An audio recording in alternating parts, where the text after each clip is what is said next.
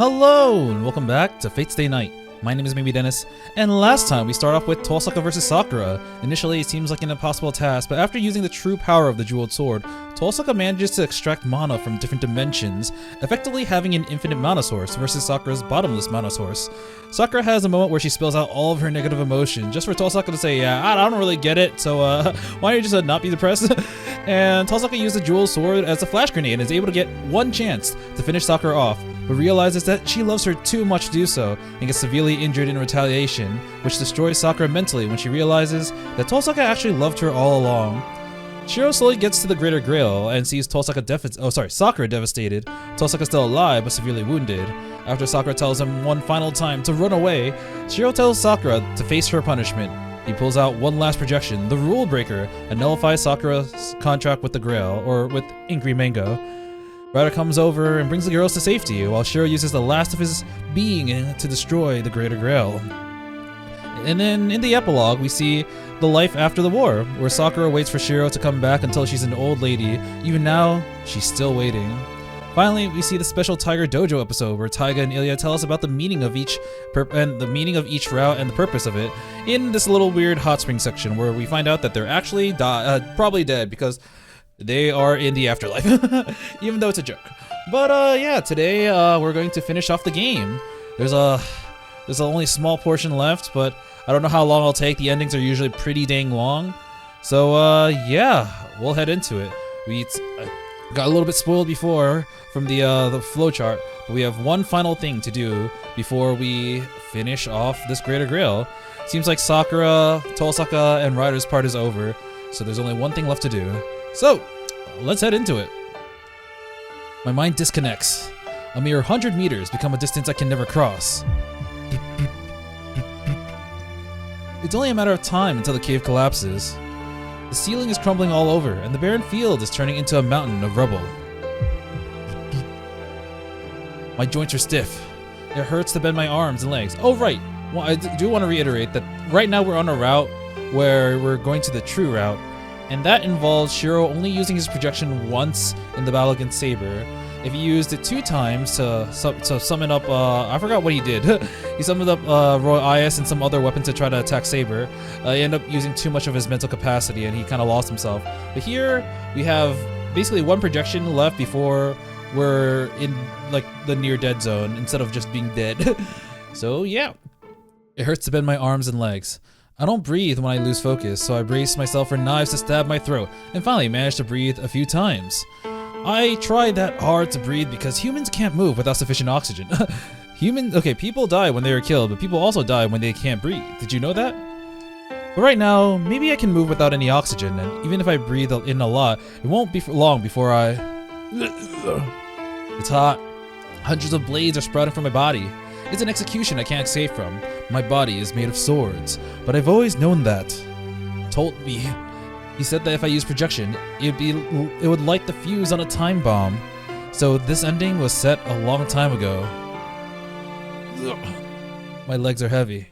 I don't know what I'm doing. My heart feels like it's gonna burst from the pain, fatigue, and emptiness. But just a little more. Everything will be over once I erase that thing. Nobody will stop me. Nobody's here to stop me anymore. And yet...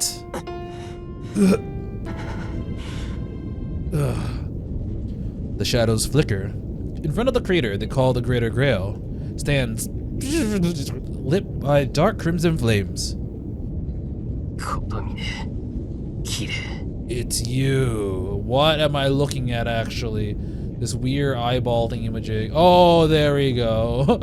I was like, I have no idea where we're looking. No, there we go. The last time we saw Kirei was after Sakura threatened to kill him. She was actually, well, it wasn't a threat, she was gonna do it, but then she got a berserker absorbed into her and was distracted as Kirei basically escaped.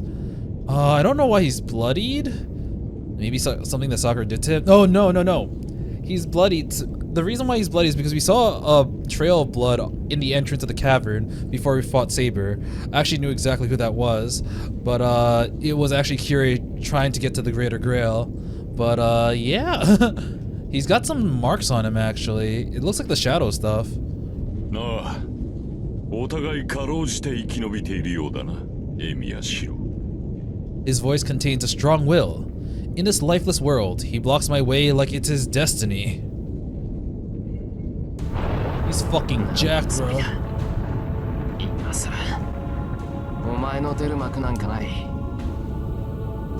I just cracked my neck. I was like, oh, alright. I'm like Shirou. I was like, alright, getting ready for one last confrontation. I don't ask him why he's alive. He's a walking corpse. I don't feel any magical energy emanating from his body. There's a dark stain where his heart should be. He's a short flame, like a flipped hourglass, the same as me. I can't hear Kotomina's heartbeat. He doesn't have much time left. This isn't speculation, it's a fact. Kirei Kotomine will die in minutes, no matter what. Just like me.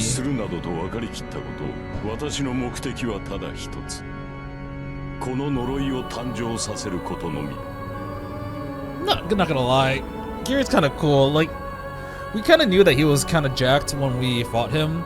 Not in the Fate route. I don't think he really ever got into physical combat. We knew that he was able to, like, you know, shish kebab people with his arms, but we never actually saw his frickin' pecs and his abs.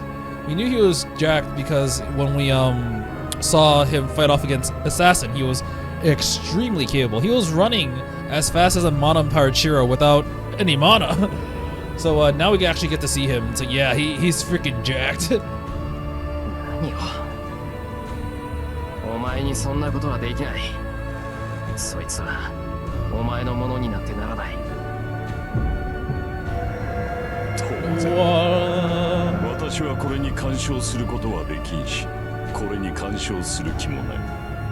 Kinda wanna see, actually.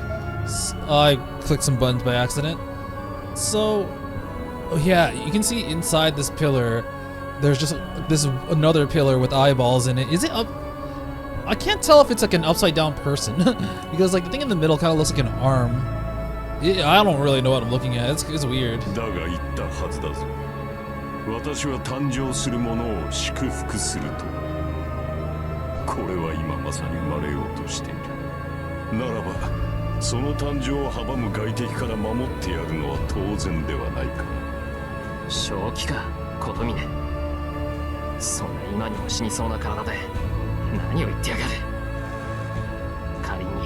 Whoops. それはお前も同じだろう。正気などとうにない。目的は果たしたところで我々の末路は同じだ。お前はこれを滅ぼし、私はこれを守る。だが、どちらが目的を果たそうと結果を得る者はいない。それを承知でお前はここまで来た。無意味な争いだ。そんなものをする時点で、私もお前も正気ではないだろう。Yeah. Shirou's doing this for his loved one, so there is a reason for him to do this. But Kirei's doing this for the sake of the Grail, so it's like, even though we both won't be able to witness whatever we're going to achieve, they're both doing it for something else. Kotomine won't move out of the way. He's not going to retreat. As long as he's here, I can't use my blast projection. This actually does make me think, like, it begs the question of why wasn't this in the other ending? Why didn't Kirei show up? It's very possible, actually, that he did show up and Shirou did beat him, but like, we just never got to see it because Shirou's mind was just kind of already out. I'm pretty sure that Angry Mango was not born because we saw the aftermath of the war, but yeah, that might be it, actually. I need time to do it. If I give him an opening, he'll pulverize my brain before I can use Saber Sword. I do like how Shirou's using his swords. Like, he's using Saber Sword because he knows how freaking busted that is, and the fact that it's already destroyed the Grail once before.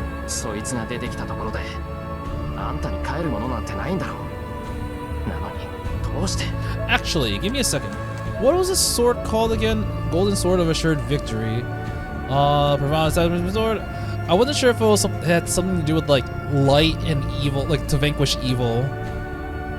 Just okay, it doesn't say anything anywhere here that that's the purpose of Excalibur, so I want to double check to see sabers. Never mind, we don't have the normal sabers stat sheet anymore. We only have her yeah. So yeah. Why would he approve of an enemy of humanity called all the evil in the world, even on death's door? なぜも何もない。私にとってはこれが唯一の娯楽だから。I just like this, you know? エミヤシロ、お前が他人の幸福に至福を感じるように、私は他人の不幸に至福を感じるだけだ。そもそもなぜ殺す？生まれる前から悪と決めつけるのは傲慢ではないか。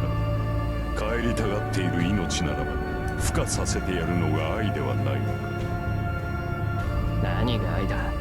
理屈言うな。あれはもう多くの人間を殺してきた。このまま外に出すことはできない。Kotomi is like, how can you judge this being before it's born when it has not committed any sins? And Shiro's like, bro, it already committed sins even before it was born. It's not like I'm not judging it for the sins it will do. I'm judging it for the sins it's already done. It's already killed like 50 people. では聞こう。お前の言う善悪とは何だ。人を殺すことが絶対の悪だとお前はそう言うのか。I can't possibly answer that. Right now I have no morality. You know what? That's fair. In this route of all routes, Shirou does not have the moral high ground because he's protecting Sakura, who was harboring Angry Mango this entire time. So as a result, he was technically indirectly responsible for the lives of the people who passed. That's what Kotomi is probably going to argue with. So, but Shirou at this point, he doesn't care about that. He's like, doesn't matter. I need to do what I need to do. I need to protect Sakura, and that's all that matters to me. The moment I decide to save Sakura, I lost the justice that Shirou Emiya believed in. それでいい。元より答えなどない。人間とはそういうものだ。明確な答えなどなく、変動する真実を良しとする。我々には初めから真実となる事柄なぞない。人間は善悪を同時に兼ね備え、その属性を分けるのはあくまで自身の選択による。始まりはゼロである。生まれ出ることに罪はないと。ああ、それがたとえ悪であろうと赤ん坊に罪はないと。そうだ。人間は生まれ、学習によって善か悪か、そのどちらかに偏るもの。とある聖典にはこうある。人間は天使より優れた存在だと。何故か。それは悪を知りながらも悪に走らぬ者がいるからだと。生まれながら善しか知らぬ天使とは違う。人間とは悪を持ちながら善と生きられる存在ゆえに、善しか知らぬ天使より優れたものだと。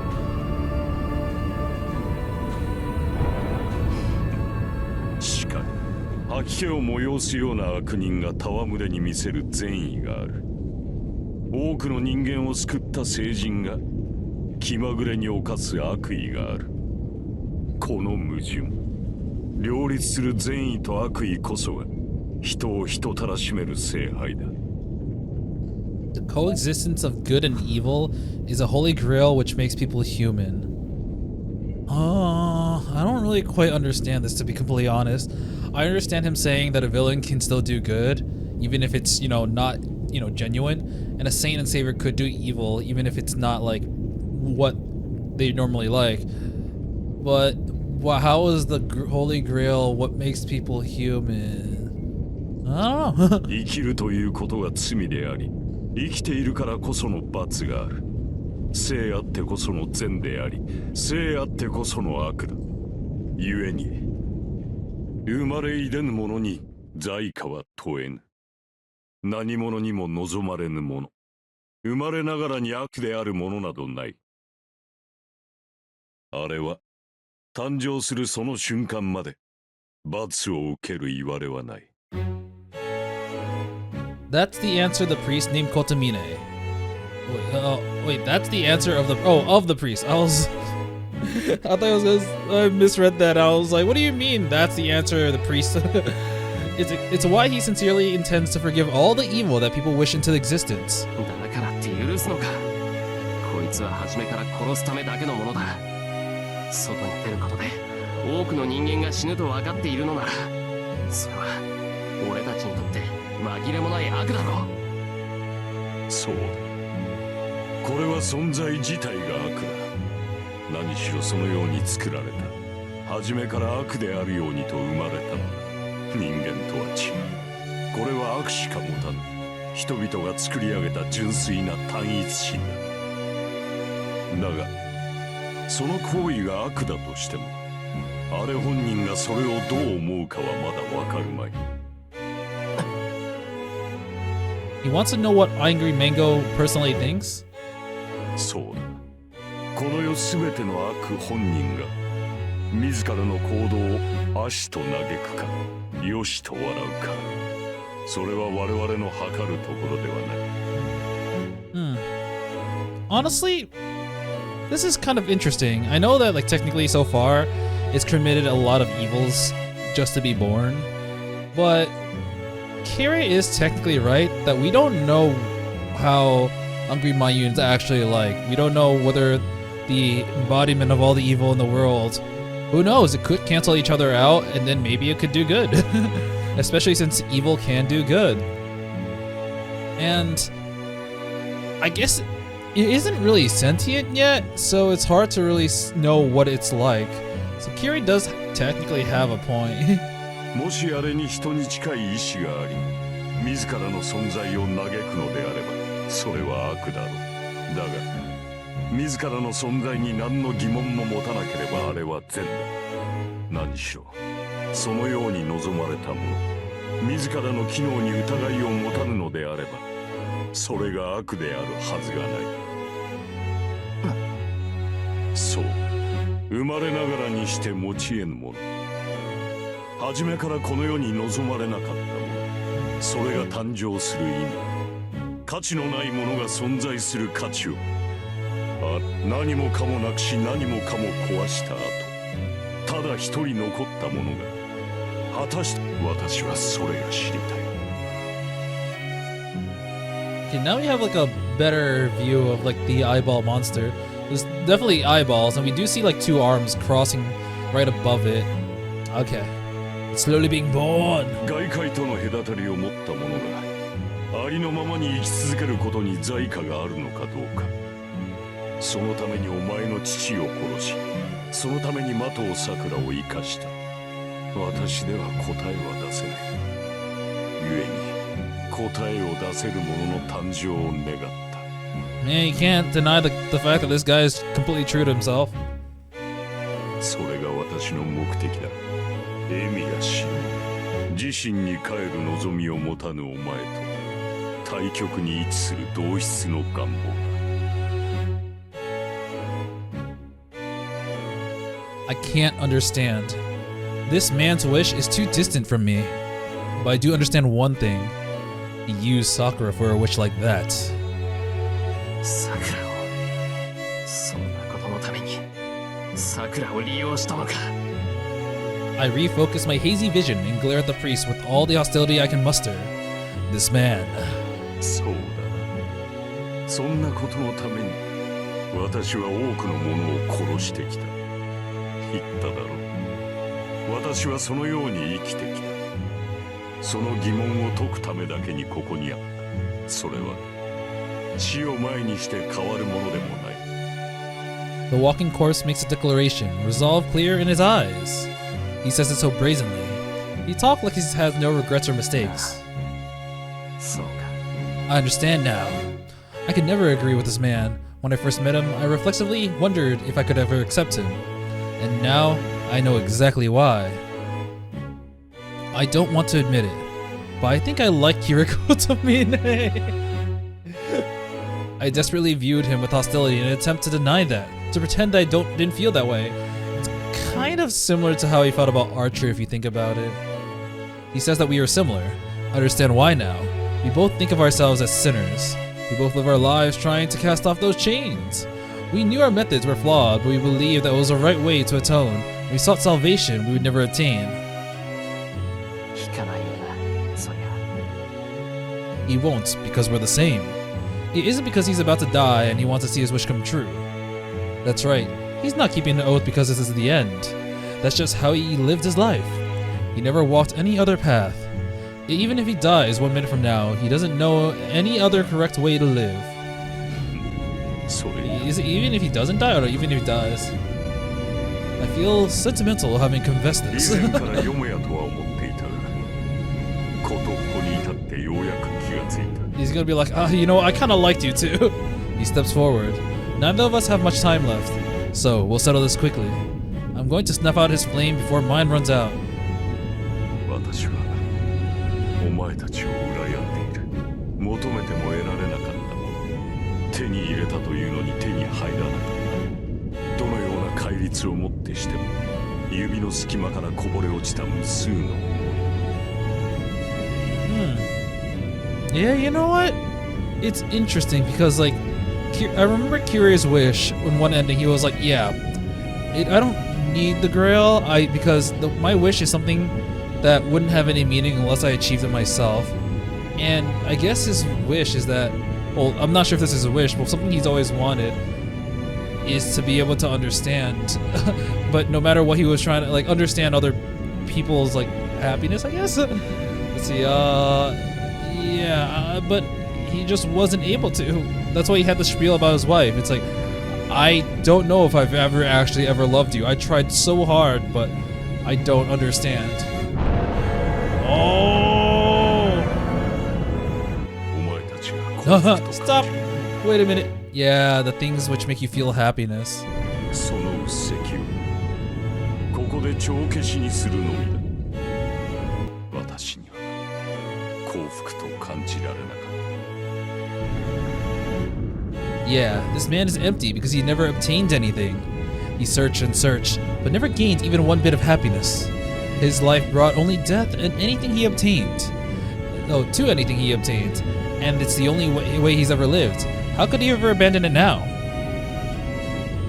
そうだ無駄な時間を使わせたな琴峰 I restart my forgotten breathing. I send air into my lungs and switch my body over to combat mode. 構わん時間がないのはお互い様だ Kotomine puts strength into his muscles. This won't be a battle of magecraft. We're both dead men walking. Technically, Kirei has the upper hand because he needs to stall Shirou as long as possible. So talking is probably one of the best ways. If we can do, if all we can do is pound each other with our fists. Oh, we don't have any tactics or skills left. We're gonna bash our remaining lives against each other. He'll kill me and grant his wish. I'll kill him and destroy his wish. We bet our lives on this wager. Before time runs out, I'll kill him and erase the shadow. Go! I run and make a beeline at my opponent. We got Emiya! My legs don't have much power left. I drop my hips and eye the chest of my approaching opponent and strike him as hard as I can with undodgeable timing. But my right fist cuts through empty air and my chest takes an impact. Kotomi is gone. The enemy I attacked with such speed and power disappears from sight. He bends his tall body to my left flank, drives a fist into my stomach, whips his leg like lightning, kicks me into the air. His kicks are like breaths of fire. In the last few hours here, I've forgotten what it was like to feel pain strong enough to make me pass out. How many meters was I launched? The impact was so strong, I wouldn't have been surprised if my head detached from my torso. No, if we're going with that, even the second blow to my stomach would have destroyed my organs. I know this. Untelegraphed economy of movement, straight lines that are also circles, attacks that emphasize internal over external damage. I don't know what he's referring to. Oh. Oh man, this is a really interesting remix of Emiya with the electric guitar. And at the highest level too. This isn't something he could have just picked up by watching people.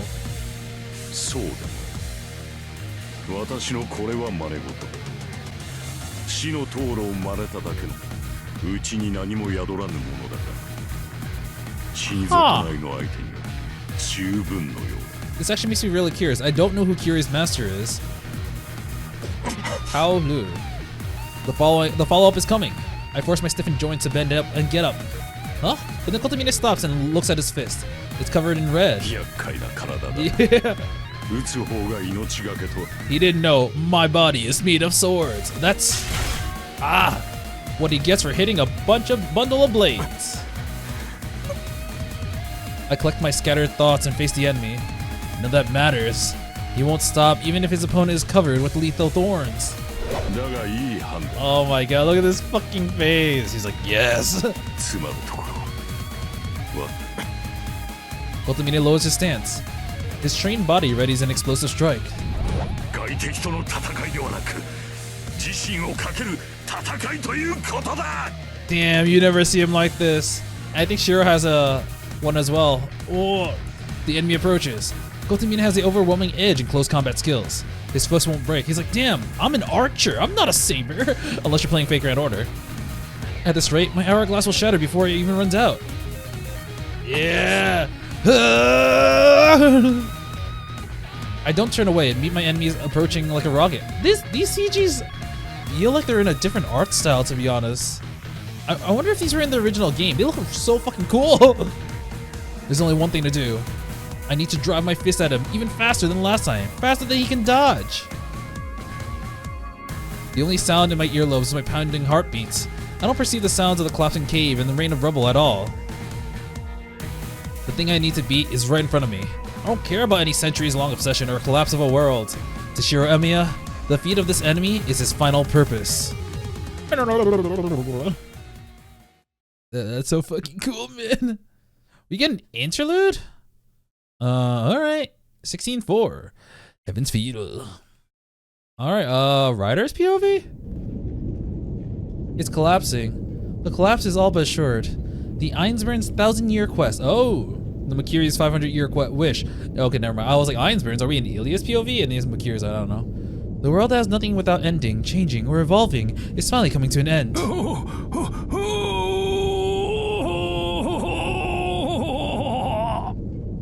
What the fuck was that? In terms of voice, that kind of sounds like Zoken, but I thought he's fucking dead. Amidst the destruction, it still has a will. I don't want to die. Okay, I guess it is Zoken. Its body is nothing but a dark red lump of meat, looking nothing like a human. It is a swarm of insects that dwell in this cavern. He's still fucking alive? He gathered all of them to form a single lump of flesh, but he cannot maintain a humanoid body anymore. Its writhing form is simply a lump of meat that can move, but is still alive. The lump curses its rotting body and melting soul. I don't want to die. Its only obsession is still intact.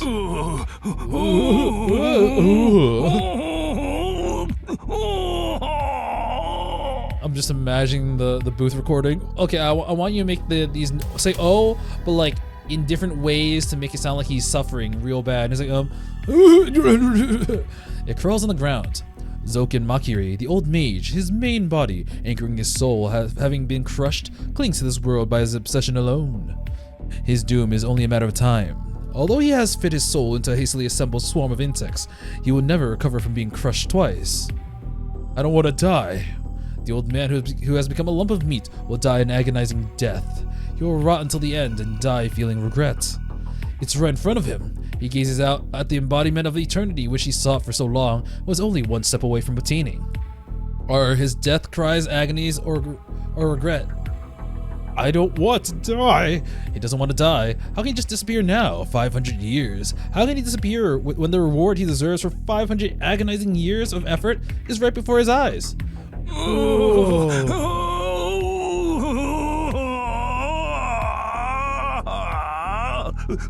my god, they're so long. All he remembers is suffering. The karma of the Makiris.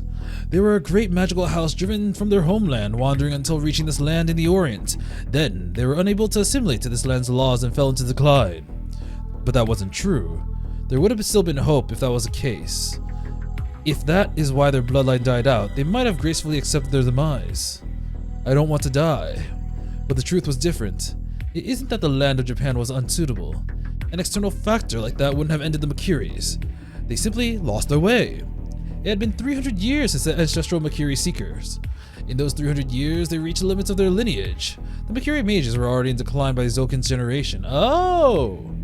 I was going to assume that Zokin was the peak. That is when the suffering began, and the old man had no choice but to deny it.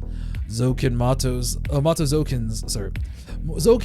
life was spent desperately trying to overcome the decline of the Makiri bloodline. And so he finished it off himself.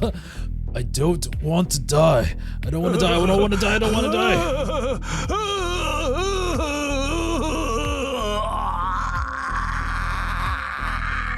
Yes, I must not die. Damn, this rotting body is painful, so painful, too painful. 500 years of pain, my whole life has been pain. Why fault me for seeking eternity? I suffered and suffered, never fulfilled. So how can I disappear without leaving anything behind? How can I die in agony? The Holy Grail is open before me, so listen to my wish. Ask and I shall answer. My wish is that I don't want to die. I need to get there. My wish will come true if I climb that cliff, and I'll grant my wish, but I can't reach it with its body. It's so far away. These last 500 years have been for nothing. So if it's so far away, so why so far away? He crawls, scattering and splattering his body. What obsession. He can't move. No, he shouldn't have had the ability to move, but his hatred drives it forward. He's now an obsessive idea become a monster. He doesn't hear the collapse, he only sees the Holy Grail as it moves forward. And then, his misshapen form sees. Ah, that's Ilya. She's gonna do something with her Ilya point. Someone with a beautiful, bell-like voice speaks to him. Nani? Nani? He looks up. He's like, I'm no longer in pain.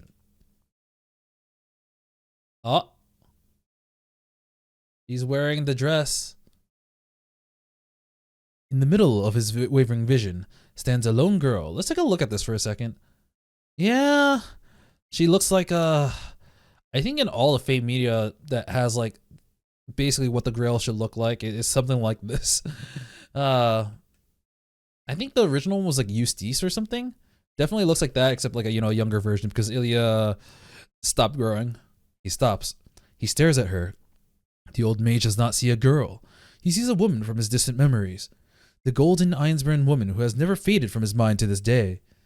200 years ago, she was his comrade, the cup of heaven who sacrificed herself to build the greater Grail. Oh, her middle part is like shining. She hasn't changed at all since that day. The woman of the Holy Grail looks at him with the same eyes as when he still burned with passion.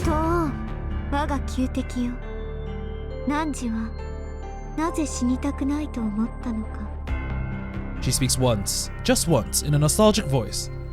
Her questions halt his thoughts of suffering. Why? Why? Why? It's strange now that one asks.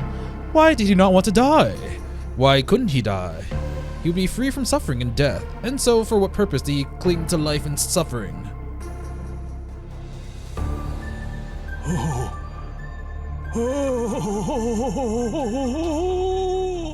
He remembers. Yes, he had a noble goal at first. He would acquire all of creation. He would know all of the truths, and reach lands nobody else could. He would surpass the limits of the flesh and reach the limitlessness of the soul. The human race. He would let those settle with the limits of from birth and forced to run circles within the spiral of their brains to go outside, to heal all hatred and suffering. He remembers. It was after the grief of learning that paradise did not exist. He excitedly decided that if it did not exist in this world, and he was not allowed to create it while in a flesh body, then he would travel to a place where it was allowed. Not to create a new world, but to turn the life called humanity into something new. We're going to evolve humanity. Yes, that has always worked out well. That's right. To go to the sky he always looked up at and beyond. He would be born anew in a place no one could imagine, and arrive at a utopia we cannot visualize. For that cause, he sought the Holy Grail. He sought a miracle beyond human reach. He could not disappear until he attained it. He knew that he would suffer defeat and that he would not attain it in this body, but he never gave up as long as he lived. Yes, he had just one dream. The abolition of all the evil in the world. Wow. In order to do that, he was like, you know what, I kind of forgot my goal. Let's just summon all of it instead. We staked our lives on impossible utopia.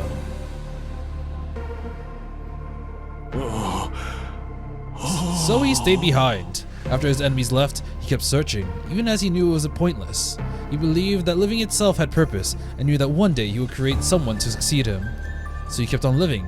He was suffering, but he couldn't let himself die. Even when he remade himself, he never overcame the laments of his youth. Was that not his way of life? And the answer he arrived at. Yeah, that's the image we saw before. Yes. Even if it lies beyond this life, even if he isn't rewarded. That was his first wish. That agony. How meager his wish to not die was, compared to his quest for an impossible dream. Yeah, I think I'm gonna skip past some of the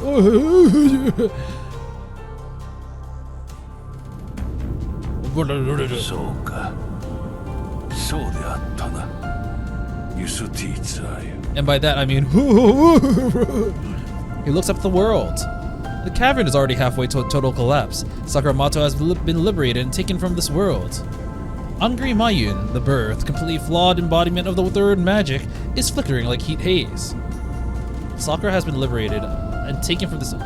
Oh, sorry. The way he phrased that, I thought it meant like Sakura has died. I'm like, no, no, I guess liberated means at least like freed, and taken from this world means she's no longer underground. Finally, the old man accepts that he will never reach any of it.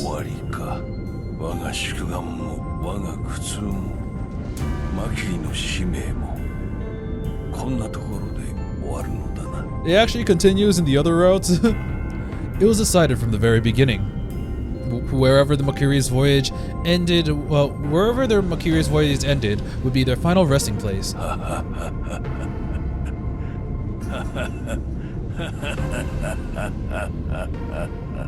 And yet, the end of their long suffering was not a wretched conclusion at all. It has only just begun. A very, very long franchise of other Fate media. Their challenges and journeys have just begun. 500 years is a trifle. Far too short a time to accomplish anything. What we desired was brilliant and precious, to be attained in the far future. The maturation of humanity, whether it takes thousands or tens of thousands of years. So, this is but a trifling setback at the start of the journey, albeit a meaningful one. Their wish is not over. The journey begins now. The history of their long, long journey to reach the great, great beyond begins its loop with the end of their dream.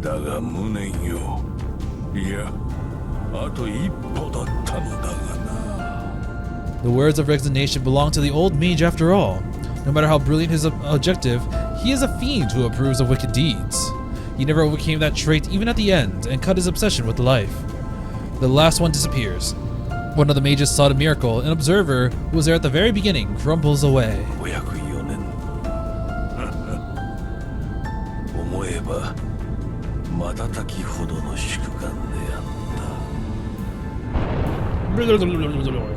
The lump of meat is swallowed by the rubble, leaving no traces. He was a creature which lives while transforming. The old mage was completely disappeared from this world, along with the falls of his long-sought wish. Interlude out. Okay. This feels like it's the third time he fucking died. So I think he's dead now. His palm slams into me. That doesn't change no matter how my bodies change. His attack, aimed at doing internal rather than external damage, ruthlessly sends shockwaves through me. The battle is overwhelming. The enemy dodges, repels, and traps my fists, all while making me eat all of his attacks. Pure white mangles my vision every time Kotomine's fists clang off my body. It isn't damage from his attacks, but from the pain of my left arm repairing and overriding my injured body. Ah! Dang! He's like, ah, fuck, that hurt! I protect my head. My face alone hasn't turned to steel yet. What parts of him? It's only his left side, right? This could end with a single blow to my head.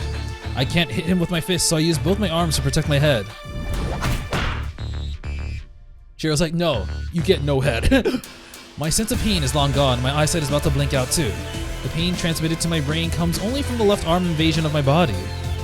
His bloody fist pulverized every square centimeter of my frame. I work my left arm to try and repair it, and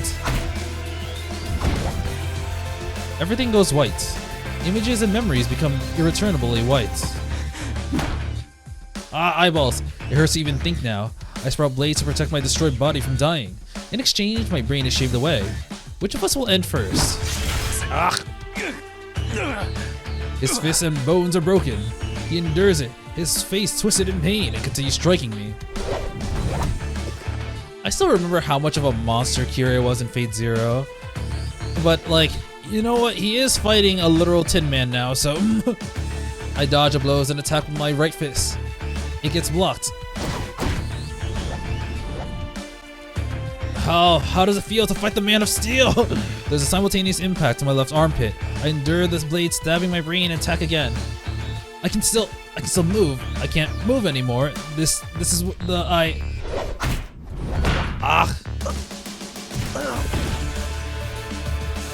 That hurt. Oh, that one got me. My body shouldn't be able to feel pain anymore, but I nearly weep at the pain throughout my body. I'm flung back, crashing into a falling boulder, and barely stop myself from going over the cliff. I can't stand. If the impact hurt this bad, the pain into my brain trying to remake my body would be unimaginable. It's over. In one more second, I'll give in to the pain and burn out. I won't be able to think anymore. If I sleep before then, if I close my eyes, it...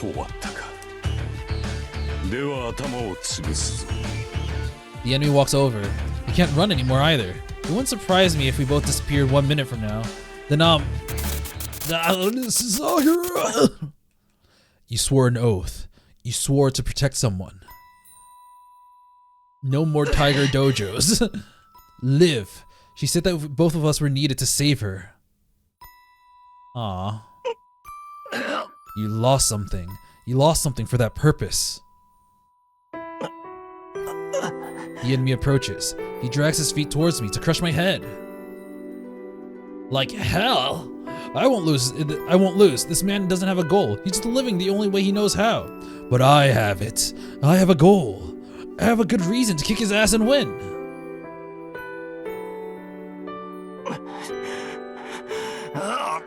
I don't know how long I made her cry. She's been crying in a place I don't know. She's always cried alone and only ever smiled in front of me. That's right. So, I have to protect her. I'll protect from the sin she committed, the sins blaming her, and the sins she remembers. The girl who could only smile in front of me. The girl who said that she'd protect me in a body with no future. Aww. I want to help her smile happily one day, even when I'm not around.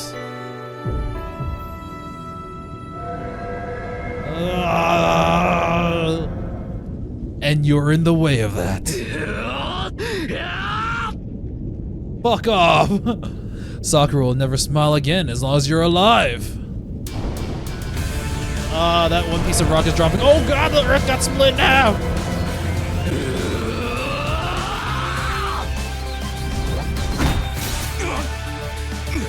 I finally got him! One blow. The enemy comes to crush my head and I punch his face with all my might. There we go. We get that. No, you and me. 2 blows, 3 blows, 4 blows, 5 blows, 6 blows. I just keep blowing him. I mean, what? 7 blows. I punch, punch, punch, punch. This is the end. If I let him go, there's no future. I need to put everything I have left into this miracle, this chance. Ah! I'm flung back. He easily ducks my suicidal punch and makes me pay hard for it. Damn it, that's right, he won't let me hit him that easily, as he's many times stronger than me. So of course he'll parry my attacks effortlessly and come and finish me off. Yeah, so what? I can't overcome the difference in fighting strength. Life isn't that easy. Emiya knocks me to the ground and comes to crush my head. I'll lose. That much is self-evident. But I can still move my body. The enemy's shadow looms over me, blocking my path. And then, I take my disobedient legs, yeah, my right leg won't even budge, and ignite them into motion. It's not gonna end here. I can't dodge the enemy's attack with these legs. If I don't talk, it'll just keep getting closer and closer. Death is a second away. I dodge it as best as I can.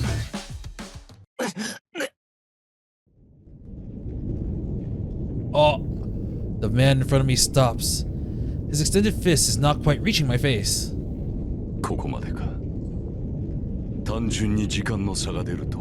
I'm already fucking dead. He looks down at his own chest. A dark stain area where his heart should be. A different in time. Oh, wow. He must have started dying just slightly before me in the forest. So he's been oh, I completely forgot that Sakura actually just yoinked his heart. He's been operating without his heart this entire time. What the fuck? お前の勝ちだ、エミヤシロ。その体で何秒持つかは知らんが、目的があるのなら急ぐがいい。To be fair though, it's kind of a cool way to die. Accept his death with grace. He's just like before when I first met him in the church. He talks about everything like it doesn't matter to him. ことにね。お前が最後のマスターだ。聖杯を前にし、その望みを果たすがいい。Alright, there's still that thing. Well, Sakura's technically healed now because the worms are out of her. The final master. His words carry a profound weight, but he says them in his usual unchanging tone. Of course he does. He'll never change, even in his last moments. He's still my detestable enemy, even as he crumbles away. 散々痛めつけてくれたお礼だ。容赦なく、あんたの願いを壊してくる。Did he laugh at the end? My nearly scrap metal eyes are useless. This time, the priest really does leave this awful world. No one mourns him. But he was pretty cool. Alright, I'm almost done, yeah. I breathe, taking in just enough oxygen to move. I can only move my throat once. Trace? I don't feel happiness or suffering. My 5 senses have already turned into iron. No matter how hard I try, my mind fails to stay intact. I also have a headache right now, so I kind of relate. Time to go. One last job. That was honestly a pretty cool fight with Kotomine. Yeah, I unseal my left arm. My consciousness is almost gone. Dude, I have to say, like, Shirou is so busted with Archer's arm. I already said this, but like, man, that just makes Archer seem like he just gets jobbed. He's so broken. But he never gets to use his full potential, and it's kind of sad because we see Shirou basically using his full potential here. He can use Excalibur, like what the fuck? One last projection. I'll make the strongest sword I know and destroy the entire Greater Grail and this curse. This is the absolute end. No, it's okay. If I use this, there's no going back. I already took off my shroud, so like I literally can't stop now. I already know that I'm going to disappear. Still, as long as I have my life, I need to find another way. I made a promise to protect Sakura from everything. I can't allow my life to be snuffed out so easily. I want Sakura to live. I want to live with Sakura. So I still... But there's no other way. Sakura's sins. Destroying this curse is the absolute condition to let her be happy. My mind is down a few grains of sand. Sakura,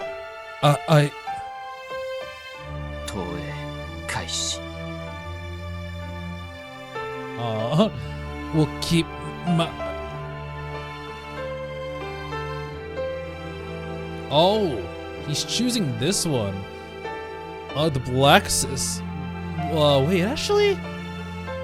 Oh my god, I never realized it actually. He doesn't know what Excalibur looks like in this route because Saber got yoinked by the shadow before she got to use it. Or before she showed him what it looked like. I know we know what it looks like this, and maybe he has it in his like memories, you know, because of Archer's archive. But so far in this route, Shirou has never saw Excalibur. So it would make sense the black version is the one he would think of. A sword in my hand, with body can't last.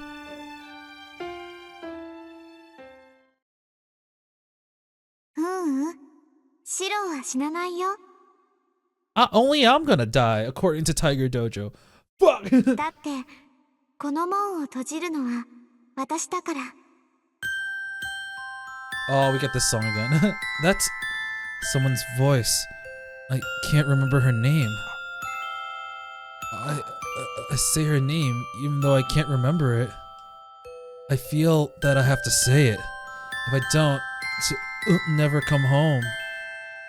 ねえ、シローは生きたい？どんな命になっても、どんな形になっても、シローはまだ生きていたい？ Let your Onesan do the work. I want to live. What's her name? I have to say her name and stop her. But I want to live. I know will disappear if I not. What's her name? I wish from the bottom of my heart to live. よかった。私もそうしたかった。私よりシローにこれからを生きてほしかったから。 I thought Ilya was gonna do the Nico Robin, I want to live, but she's like, no, I'm gonna die! What are you talking about, idiot? Just come back. If you go any further, you won't be able to. I'll take that thing down with me, so... Damn it, what's your name? I have to remember your name. It's precious. I'm turning so dumb. Your name? じゃあ、奇跡を見せてあげる。 She's gonna show us Kiseki! 前に見せた遠見の応用だけど、今度のはすごいんだよ。なんて言ったって、みんなが見たがってた魔法なんだから。 Oh, he remembers the ya part. Ya! Don't do it. You don't have to show me. Just come back. けど、器だけは安物かな。使えるのは私の体しかないから、完全に再現はできないの。けど大丈夫。リンと一緒に試行錯誤すれば、すぐに元通りにしてもらえるわ。 Some trial and error with Rin. What are we gonna do? Yeah! She moves into the middle. Someone in a white dress becomes a sacrificial key and closes the Greater Grail, just like the very first ritual. じゃあね。私とシローは血がつながっていないけど、 Not related by blood! シローと兄弟で本当によかった。 Yeah. Don't go. If you care about me, don't go. I can't sacrifice you. I said we live together. That I'd make up for all the time you spent alone. But if someone's gonna be a sacrifice, then it should be... 言ったよね。兄貴は妹を守るもんなんだって。ええ。私はお姉ちゃんだもん。なら、弟を守らなくっちゃ。 Aww.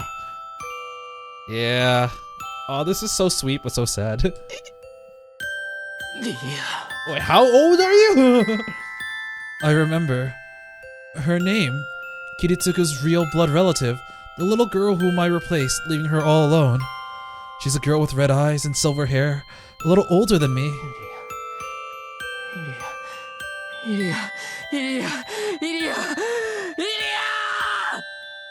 I can't reach her. She can't hear my voice. I'm bathed in light and I can't see. At the end, she... Aww, crap. Aww. She said goodbye, smiled, and shut the door to the Greater Grail. I'm gonna be honest, I'm not completely sure. I kind of understand that shutting the door to the Greater Grail essentially seals it again. The sage cries out, "Open, gates of heaven, bless us and bestow miracles upon us." The sage cries out, "Oh, this curtains close." Millennium comes out to a standstill. Our dreams are hopeless, forbidden failure from the start. The stars fall off of the sky, space closes up to nothingness. The pathway to the center is shrouded in the fuck me. All has been engulfed by the darkness. Nothing can hurt you now. At least you have been set free from the pain that you carried for so long. You may now rest without a worry on your mind. Okay, I got that one. Well, like, okay, nah, yeah. It doesn't exactly destroy it like Shirou did in the other one, but it seals it so that it can't come to Earth. I don't know what I'm saying. It can't reach the... It can't do any damage to our world. I see the sky. For just a moment, I lift my arm up and reach into the sky. But nothing's left. There isn't a single bit of power left in this body. I'm sinking. The life she saved is sinking. I clench my fist in frustration. There is a cold pain in the palm of my hand. It awakens my sinking mind. Wait, where are we right now, actually? Oh, there's another thing. Oh, okay. I need to look at this guide for this. I thought we were done. Okay, let me look real quick. That's interesting. So this actually requires us to get the true end first. It's not like that much more different, but I'll definitely show it later. But I never thought that you'd need to get the true end of something first and then go back and do something. All right. 大丈夫。リンが助けてくれるから。 Oh, right, because when I mana transfer with her, she sent me dolphins, and this is kind of like dolphins, right? Right? Yeah, there's a tiny miracle in the palm of my hand. One breath of magical energy. It's completely useless, but the small pendant will make sure that someone saves me if I reach out with my hand. I reach out. I feel soft air and warm sunshine on my skin. My hand takes hold of the endless sky. Whoa. Just like in the Fate route, we end up with the sky. I would like some background music, please. Please? Something? Oh, epilogue. All right. I guess that is the last event that we have. 疲れた。 Oh, that's Tosaka. She's still alive. You didn't kill her, Sakura. Thump. I set my travel bag overstuffed with gifts on the ground and stretched for a few seconds. Because there aren't any lines on the side, I'm going to assume that we're in Shirou's POV still. The sky today is crystal clear, and the spring sunshine feels great. No question. Okay, so it's spring. It's bright for my eyes that got used to the interior of a plane, but a small price to pay considering I just got back from a long trip. あ、ベールでなくなってる。代わりに映画館なんてできたんだ。 How long have you been しば gone らく見 for? ないうちに変わったな。 I look out at the town while loosening my shoulders. The trip from London to this provincial Japanese city took 25 hours. 25 hours? Does it take that long from London to Japan? I would have thought it took it like less time than going to Japan from the States. I could be very wrong though, actually. I have no idea. Anyways, there's 25 hours is a long time, but this is 2004, so I don't know. But we don't have any indication of Shirou right now. It seems like it's all Tosaka. I feel cramped after being stuffed into an airplane seat for that long. My butt hurts, and I even bumped my head on the ceiling when we landed. エコノミーどころの話じゃないわよね。せめてまっとうな旅行会社を使えばよかった。 I wish I had more money, but all my money went to gems. Moral of the story, don't cheap out on long-haul travel. But the less money you spend on the plane, the more money you can spend on your trip, right? Even if I'm strapped for cash, my rival for the class leader, Luvia Giletta, goes. Oh my god, I can't believe Luvia was already thought of this at this point. I did not know that. Well, Luvia is someone that shows up in different Fate media, and she's very she's quite the character. Really like suplexing people. あらミスト坂お金に困っているのなら私好きのメイドにしてあげてもよろしくてよ。4番街のしみったれた悪趣味カフェのウェイトレス1年分の月給は保証しますわ。ああそう言っておきますけど割と本気ですから。明日朝一で編入届を出してきなさいね。 Is that her voice actress still? I don't know why. I feel like the voice I remember for Luvia is different. I might just be on something. I don't know. But the only thing I really remember about Luvia was oh, and they delivered. They delivered. It wouldn't do to be a cheapskate when returning to my home country. Yeah, I'll make sure to do that next time. I have a round trip ticket, so I'll put up with that run-down jet one last time on my way back. バスは20分待ちか。まあ、面倒だし歩いていこう。 Okay, yeah, this is just Tosaka POV, but I don't want to do no voice anymore. I heave my backpack with both hands and start walking. It's an hour's walk to the house. It'll take a while, but I still have plenty of time until we're supposed to meet, so this is perfect. 懐かしいな。海沿いの風だ。 I narrow my eyes against the wind, listening to the cars go by. Yeah, I'm home. In the year I've been gone, my hometown looks kind of different, but it hasn't changed at all. I react to the mundane, formerly familiar scenery of my town with alternating boredom and surprise while I walk down the path home. It's my first annual visit home since I left to study in London. Just walking through the town after a year makes me happy, and it feels fun for no reason. Though the mood is slightly spoiled by my stupidly heavy bag. Why is it still... damn it! I have too many bodies in this bag! まあこんなんで OK かな。 I take a shower and check myself in the mirror to make sure nothing's wrong. I'm not really doing it for anyone's benefit, but it just feels right to pay a little attention to my looks after being gone for a whole year. Okay, maybe there's one person who would side-eye me if I didn't, but I'll ignore it for today. The house is prettier than I remember. I can't spot a single speck of dust. Wait, you've been gone for a year? This house is still well maintained? Who was living here? Like, I don't know what happened to Shirou. I do, but I'm not gonna say what it is. But Sakura, I feel like she would have just done the same thing, which is sell off the Mato house and move into Shirou. Or at least, you know, take Shirou's place. Sakura might still be cleaning it from time to time. Oh, okay. I appreciate that, I do, あ but... の子変なことにここを使ってないわよね。 Oh. なんか記憶にないシャンプーがあったんだけど。 I want to say that bed is mine and only mine. I do not want you sleeping in it at all. Shampoo belongs in the bath, not the library, not the kitchen, not the front door, and not the garden. Well, it's nothing to worry about really, but it's still pretty suggestive. もう3時じゃない。ああもう2時間も何してたんだ私。 Classic Tosaka. Really, really, really bad with timing. I dash to the front door, try on my pumps for a change, decide it's tacky, and then run out the door in my normal shoes. We're supposed to meet at 4 o'clock. I was hoping to get there early and scout out the enemy, but now I'm at a disadvantage with my messed up hair. It's regrettable, but I'll just have to challenge them head on. It does sound like Shirou might live in this route because Elio was like, you won't die, I'll make sure of that. It's a sentimental moment in a lot of ways, but now that I'm here, I rid myself of distracting thoughts and want to head inside as soon as possible. Ah! I go through the front gate and walk up to the house door. I ring the doorbell. It makes a silly ding dong and the door rattles open. I can already hear the sliding door. Yep. Oh. I forgot this. Oh wow, Ryder's still here. Kind of like how... Oh wow. Oh, okay, so we have all 4 of them. I kind of spoiled that. But like, kind of like in the UBW route, Saber doesn't have to go away after the war. If you have enough mana, you can just keep them here.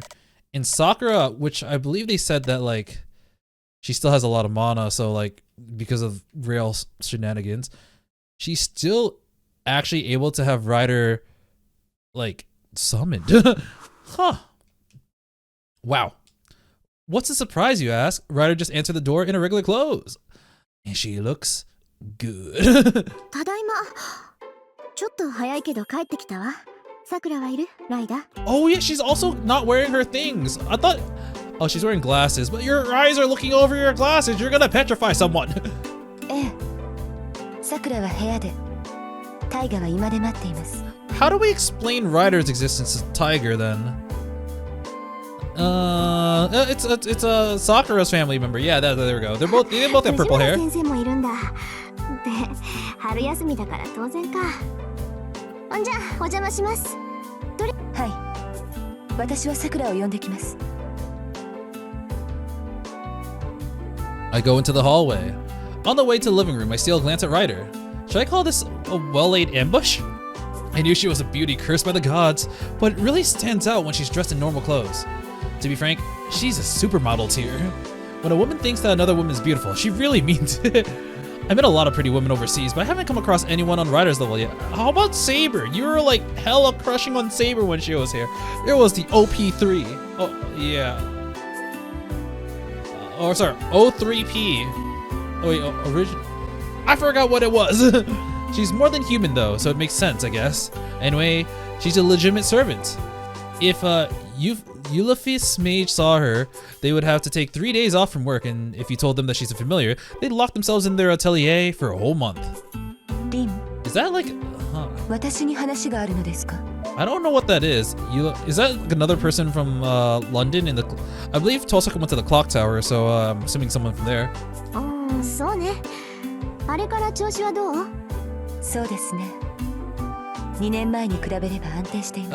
it's been 2 years. I guess that does make sense since she spent at least a year abroad, and she has to finish her current year. I believe like at the end of this route, even after the war, she still had to finish her year, apply to stuff and whatnot. So yeah, 2 years kind of makes sense.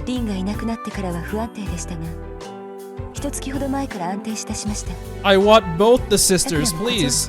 I love you, all of you guys. そうまあライダーとさくらは相性がいいから心配はしてなかったけど、そのさくらに黙って血なんて取ってないでしょうね。I'm not really scolding her. She can drink if she wants to, but I'm worried about whether she's following up properly. それこそ心配無用です。さくらに知られるような真似は決して。I never said I wasn't doing it. I'm just saying if I was doing it, she wouldn't know. This little smirk. Oh man, I like Ryder.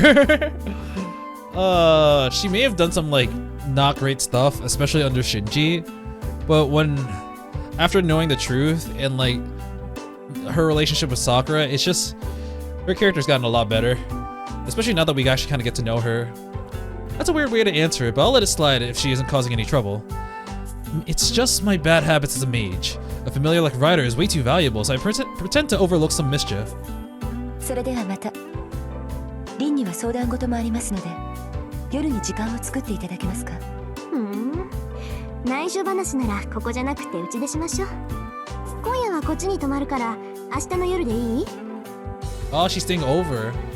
Ryder nods quietly and leaves for Sakura's room. But then she pauses. お帰りなさい、凛。ありがとう。留守中苦労かけたわね、ライダー。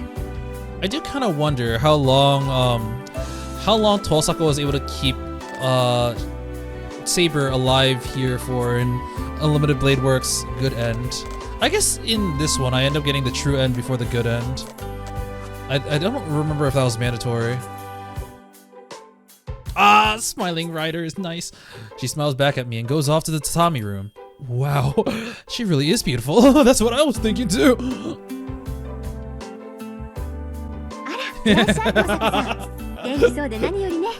And Tiger looks exactly the same. はい、お邪魔します。藤村先生もお変わりないようで安心しました。今日は部活動お休みですか？今日は東坂さんが来るって聞いてたからずる休み。ま、今年の首相はしっかりしてるし、今日は新入生対策の会議だから問題ないわ。I wonder. It's probably no one we know actually. 新入生対策？部員減ったんですか？弓道部。Sakura graduated and a lot of people were just like, I don't want to be in this club no more. 増えたよ。ほら、去年はさくらちゃんが首相になってたでしょ。それで男の子が増えたんだけど、女の子が定員に届いてないのよ。で、東坂さんは卒業したから知らないか。ま、今年はかっこいい男の子が首相だから、うまく立ち回ればどっさり入ってくるだろうけどね。はあ、かっこいい男の子って誰です？三辻さんの弟さん。Oh. これがまあ姉さんとは正反対の小心者なのよ。部活紹介でステージになんて立ったら金縛りに合うわね、絶対。 Being captain just runs in the family, I guess. Doesn't that mean you picked the wrong person to lead? It's like, yeah, maybe. Well, Kyoto has a pretty strict image, so girls might go for something with a softer appeal. But still, Ayako's brother, huh? I never knew that she had a brother. She was one of my close friends too. 日本人だからっていじめられてない？ほら、美大の子ってライバル心だけで友人関係成立してるじゃない？ Well, now that you mention it, there's this one bitch. 藤村先生、それは偏見です。芸術を信奉する人間にそのような供給差はありません。あ、怒られちゃった。I can't bring myself to tell her that they only care about themselves. On top of that, my department will crank up her anxiety up to 100%, so I won't bring it up. Oh, cat, tiger.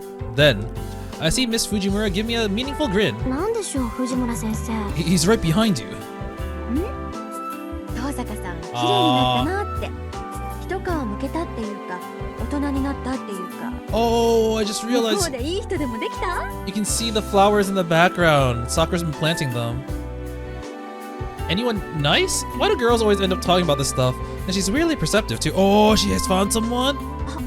なんか手応えありどうなのよ花のロンドンでしょこうパーッと出会った瞬間に謎の組織に追われて手をつないで大脱走残り10分あたりでロンドン橋が炎上してキスしてお別れとかしちゃってたら承知しないぞ The only part that's true there is the burning bridge because the London Bridge is burning down. 別にそういうことはないです。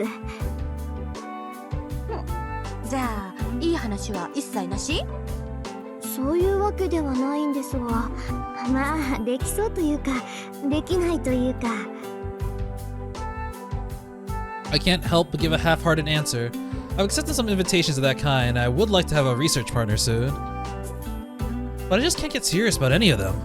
When I try dating a guy, my thoughts always go to some other idiot and I can't concentrate. Ah, she has lingering feels for Shirou. Every day, I've been racking my brain about it. I hate to admit it, but I might actually be head over heels for him. No way, can't be. No.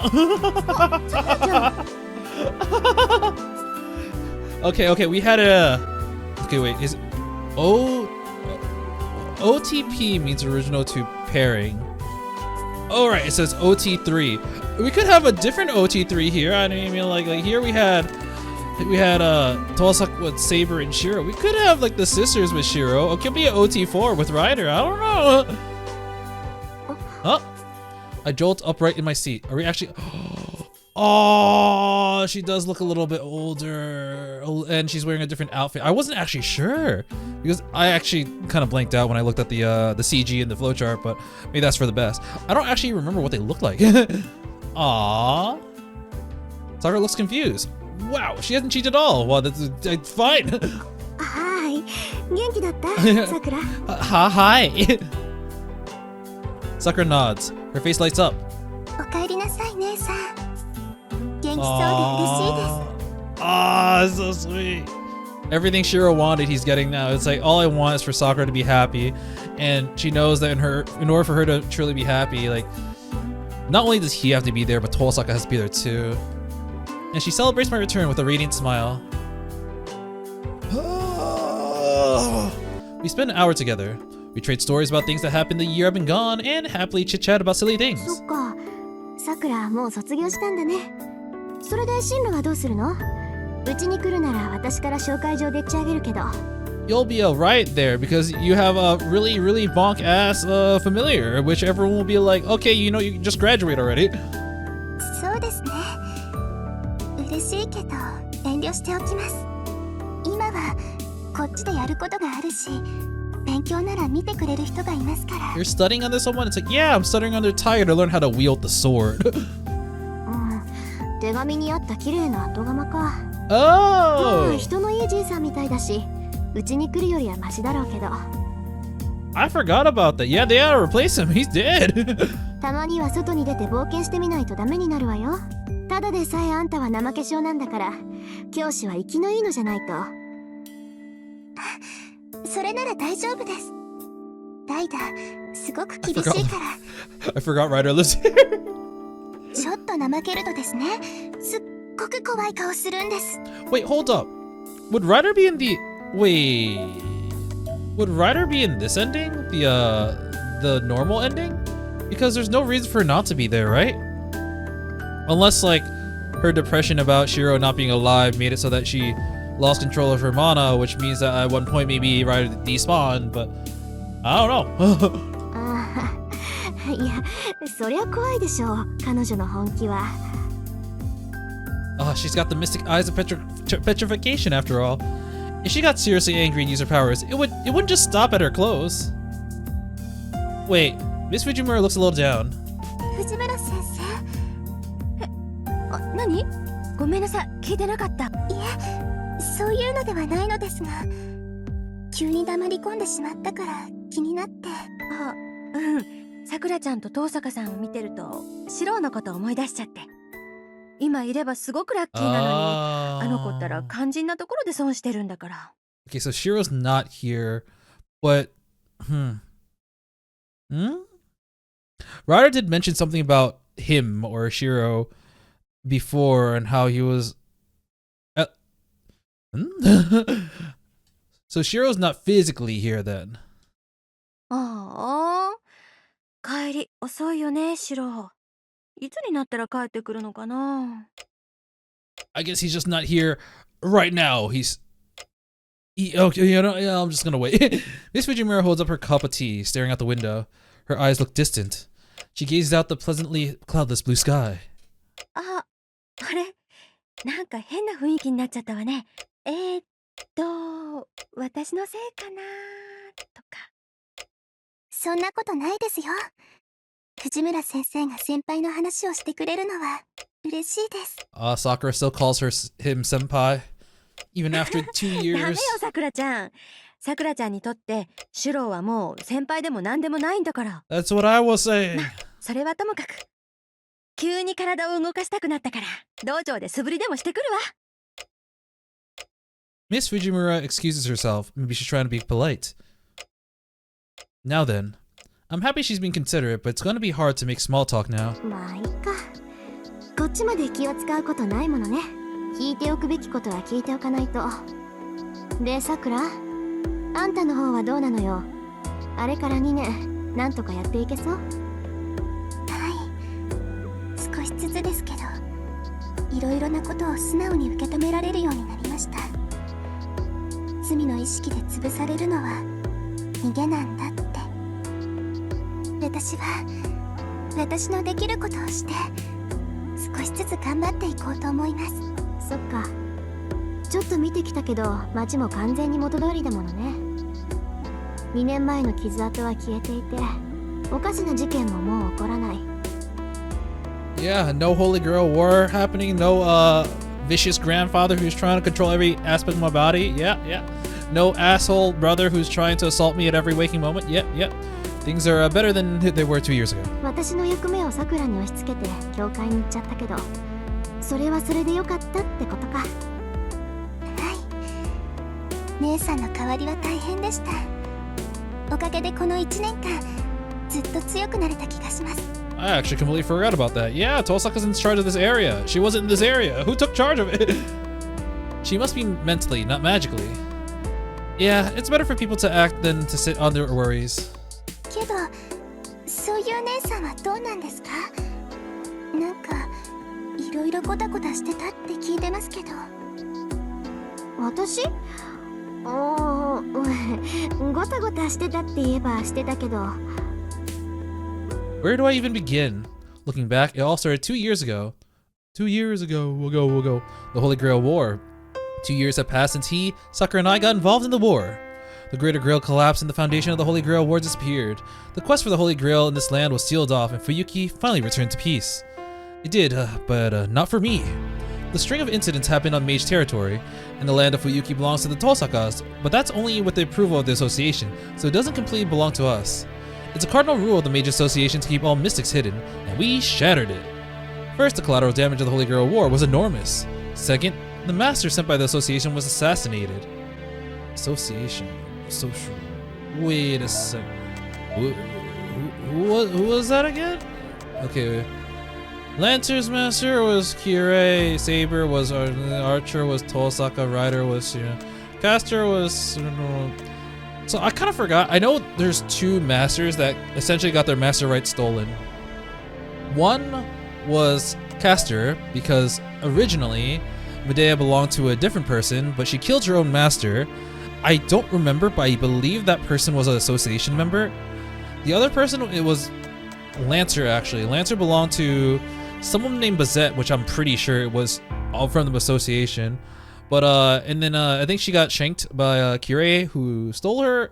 I don't know if he stole her arm, which had the command spells, but at the very least he stole her rights as a master. So yeah.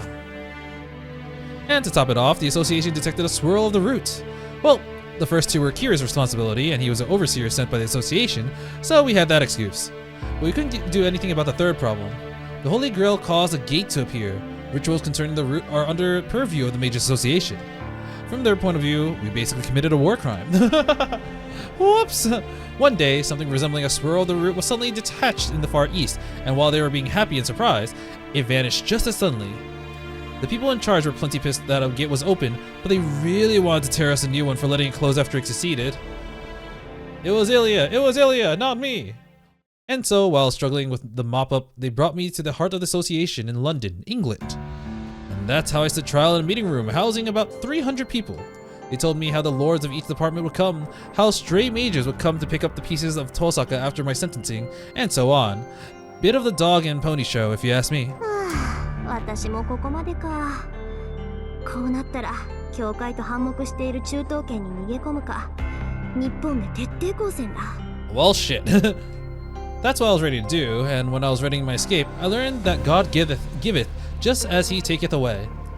At Rin Tosaka's indictment hearing. いや、弟子の不始末は私の責任でもある。Oh! Oh! It's the jeweled old man! An old man just a little more senior than the people in charge showed up for the first time in centuries and cleared me of all charges. I can't believe that I thought he was just some like ancient fossil dude who would be part of the lore but not actually get involved with the story. But he was like, yo, I heard you got that jeweled sword. I'm gonna come back real quick. Oh man, I guess you passed your test, so I'll absolve you of all crimes. Of course, he didn't take any punishment on my behalf. The world of mages operates on equivalent exchange, give and take. And the old man said, of all things. よかろう。では弟子を取ることにする。享受するのは3人までだ。各部門協議の末、見込みのあるものを選出せよ。And if they do good, then in the future I will also be like, I will take responsibility for them. He dropped an utter bombshell. I mean, a missing magician appeared and said that he would take apprentices. The conference was in chaos. They stopped caring about the insignificant bug like me and went scrambling for days and nights to select candidates. It was a huge commotion. トンビが鷹を産んだというのはお前の国の言葉だったな。 A kite has given birth to a hawk. 遠坂は最も目のない教え子だったが、わずか6代でたどり着くとは。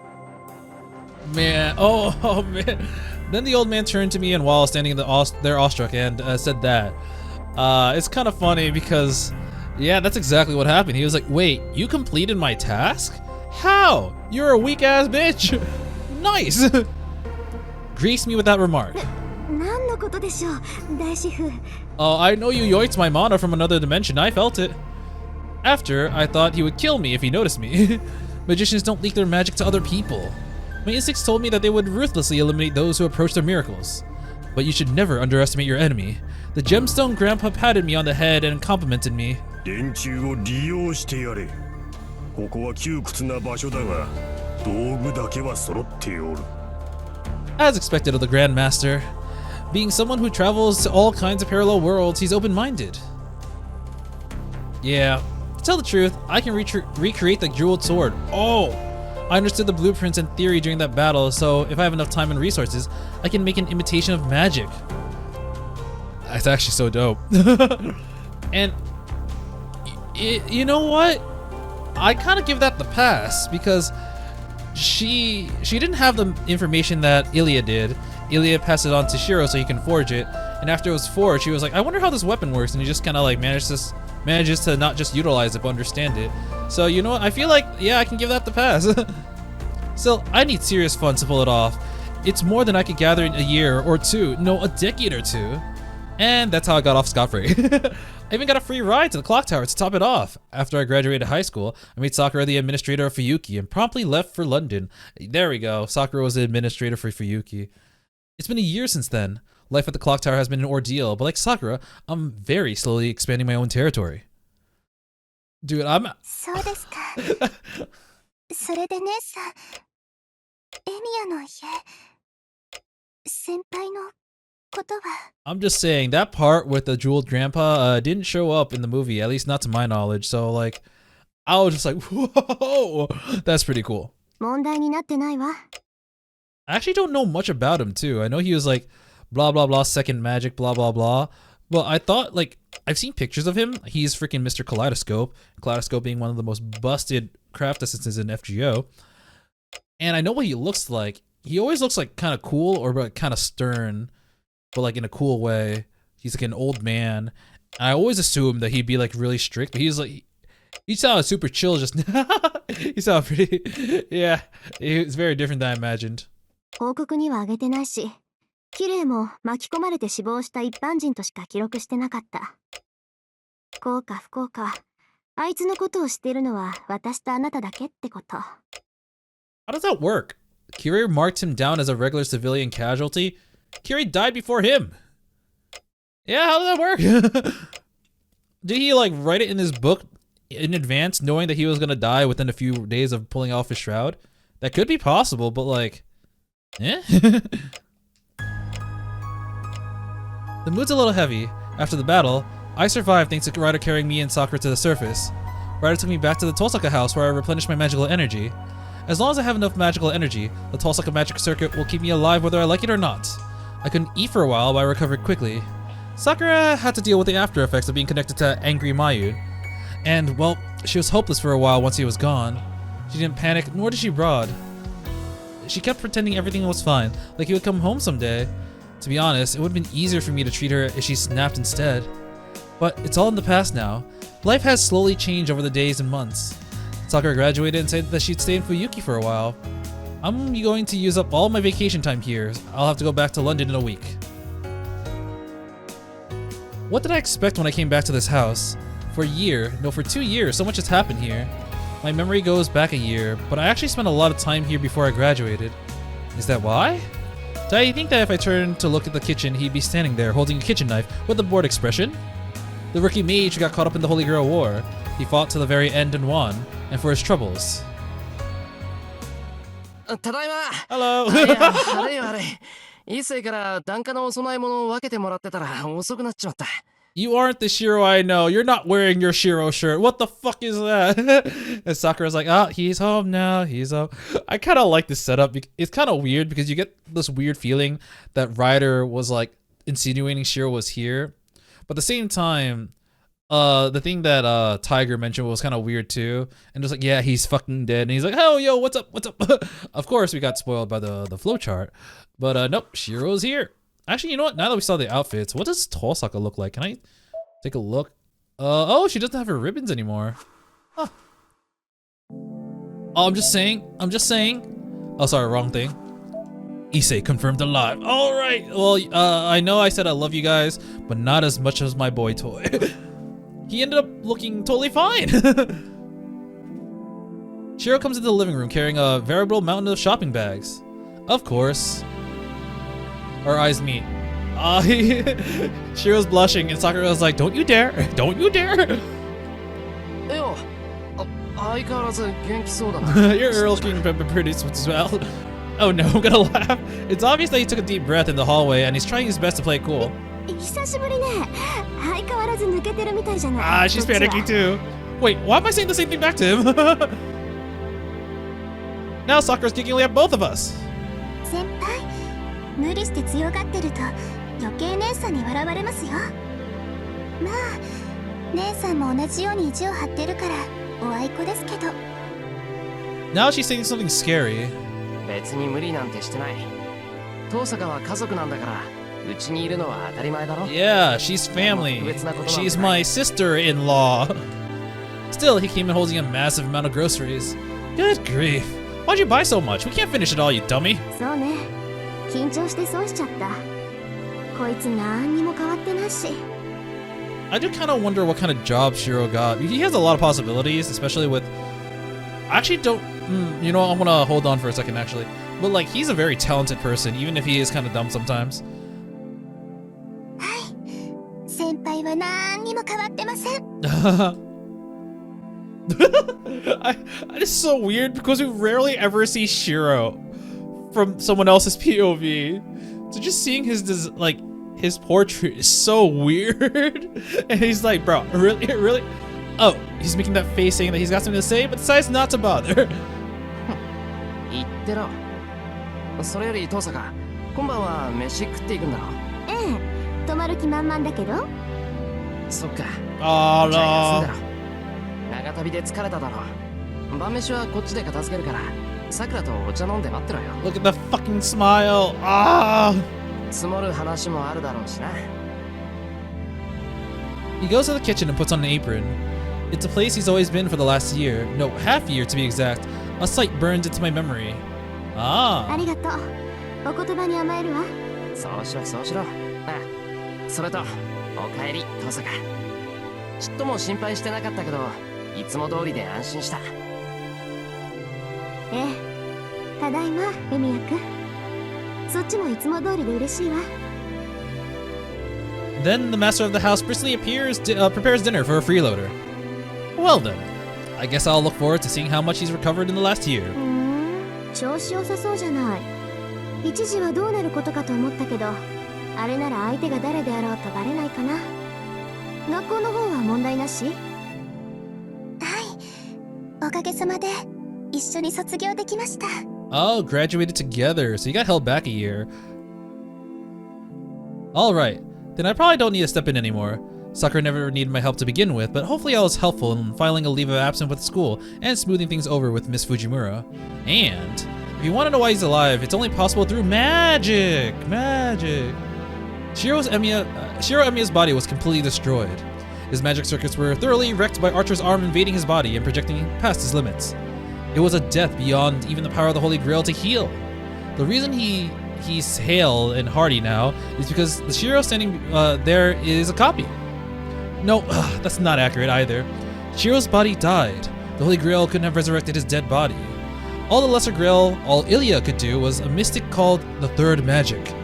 She used that to revive his soul somehow. She brought him back and gave him an undamaged vessel. You might think that sounds crazy, but that's the Third Magic for you. I'm not talking about transferring a spiritual body or a mind alone into someone else's brain and controlling it. When a soul materializes by Third Magic gains a body with a human functions, it completely remakes it in the soul's image. Oh, I was actually going to ask a question about that, but that actually answers it. Not the DNA of the flesh, but the soul apparently. Ilya resurrected Shirou Emiya by reviving his soul and placing it in a raw body that hadn't become anything yet. But it was an incomplete body, so Ilya's third magic wasn't on the same level as the original, I think. After a few days of the cavern collapse, a writer found Shirou looking a little bit different than he used to. Okay, she didn't find him so much as she plucked him or maybe pinched him from the rubble. It was a shock at first, to be sure, and it left me wondering how it was even possible. But when I think about it, when Shirou's cooking in the kitchen, he's being remotely controlled by his living soul, allowing him to interact with our world. Things like memories, the brain, and magic circuits aren't actually located in the body, but the soul. Meaning that the vessel is no more than a motor function of terminal, while the control system sits safely untouchable on the other side. Still, the first 6 months were repeated trial and error. He isn't a plant that'll grow if you water it, nor are there any blueprints for him like a homunculus would have. In the end, we sold the entire motto library to the association and bought a body of a renowned puppet master that had left behind. Getting him to where he is now. Okay, so I guess I'll talk about, actually no, I can talk about it now. So I remember seeing the scene at the end of the movie. It was basically Tosaka and well, I was gonna say Mato, Sakura, going to a certain place. I believe it's in London, and they went up to a certain puppet master known as Toko Aozaki, who is very, very skilled at making extremely lifelike puppets, to the point where even if she died, her puppet could take her place and do the exact same function. So it was that, busted, and they kind of placed a soul in it, which would basically be a perfect replica of Shirou, except this time with the original soul, I guess. I hope this doesn't give you the wrong idea. Shirou's just as human as we are. He can get surgery at a hospital, medication works on him, and he'll die if he's There we go! He'll die if he's killed! When a body is imbued with a soul, it enters a fixed state in exchange for recreating that soul. In other words, he's like a servant that can operate without a master. The only difference is that he's living in this era. He'll grow, he'll go to heaven when he dies, and make us delicious food. He's the same Shirou Emiya that I've always known. Ah, okay, so it does answer my question, yeah. 元が中古だしな。何人か腕のいい人形師を当たってみたんだけど、今の素体よりいい出物はなかったわ。Oh, so it was just left behind by the puppet master, and someone sold it to them. It's not. They didn't actually meet with the Toko Aozaki. あの素体を作ったっていう人にお願いしようともした Yeah. けど、その人封印指定を受けて教会から逃げ出したんだって。 Yeah. 見つけるのは骨でしょうね。 She's got a hit on her. Get him. そうですか。けど先輩は今のままで問題ないって言ってますよ。魔力の通りが悪いだけで、あとは前よりいいくらいだって。 If he has magic problems, you can just transfer some mana. Wink, wink. その私もそう思います。 Wait. Did I misread that? But everything else is better than no matter how good the body is. It'll be overridden by its soul, so there might be parts that don't work as well. I don't think it would exceed the original performance though. Wink, wink, wink, wink. Ah. ちょっと待った。 What's Sakura blushing for? さくら？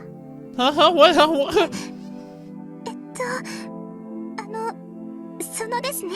It's still tired from last 私のやり night. すぎかなって思うんですけど。 That's what she meant. She was, I heard that Sakura's body is still feeling the after effects of Angry Mayun. She may have severed her contract with Angry Mayun, but she's still a Holy Grail.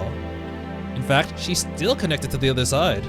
That enormous magical energy floods Sakura's body, so she needs to vent it every once in a while to maintain her body. Without the Greater Grail, Rider can remain in the world thanks to Sakura's magical energy. But that still isn't enough to use it all up, so she must be giving the excess to Shirou. Shirou's current body has few magic circuits. It's true that without Sakura's help, it might start to revert. いろんなとこに行ってるのね、あなたたち。 Canon. 前途多難です。 Although I'm sure it poses a lot of problems to living a normal life, Sakura's constitution gives her a huge advantage as a mage. 考えてみればすごいパーティーじゃない、私たち。 Shirou is a successful case of third magic who's able to master his reality marble with the proper training. Right! Yeah, that's cool. Sakura can use a portion of the Holy Grail's power. Rider's just plain cheating, and I can more or less imitate the second magic. To be blunt, we're invincible. I want someone to start a Mages Association tournament. Do you think there would be a prize money if we swooped in and took first place? An easy 500,000 pounds, of course. I'm Japanese, so no tax, please. Crap, I'm actually considering it. I need the money. I'm fucking poor. I flew economy. Then I'll truly be free, and all my dreams will come true. Then I'll use the funds to reforge this jeweled sword and say goodbye to that dreary place and come back to this town. Then I'll be able to do this again. まあ、無理か。人間地道が一番だし。 I give up on the idea completely. It sounds too easy, to be honest. I like my current life. I'm looking forward to seeing how it changes. Besides, I can't stay away forever. I couldn't possibly live a peaceful life in this small, peaceful town with all these potential troublemakers around. 姉さん、なんか今邪悪な笑みをこぼしてましたけど。そう？勘がいいわね、さくら。 I stand up from my seat cushion. This is no time to laze around. I'm only here for 7 days. I'm not gonna waste an important meal. シロ、手伝うから今度貸して。英国仕込みの腕前見せてあげる。 You want some fish and chips? No. I shoot down his objections. I start to grin, fantasizing about stealing the show entirely and put on the apron they keep ready for me. さて。 I roll my sleeves and go to the kitchen.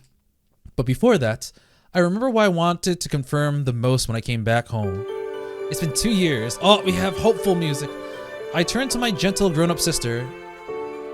Oh, okay. Oh, there we go. 幸せ？ Oh. Oh no, I thought we switched POVs for a second. But yeah, this is Tosaka. She does look pretty good, I'm not gonna lie. It's just weird seeing her with her hair down. I'm just so used to ponytails. Tosaka. She's happy. She's finally happy. Her full face smile is perfect in every way. That alone makes coming home worth it. And so, I share in some of her happiness and look up at the blue sky. It's always looking up at the blue sky. One day, winter ended and spring came. I noticed that cherry blossoms cover everything outside, leaving no vestiges of those cold days.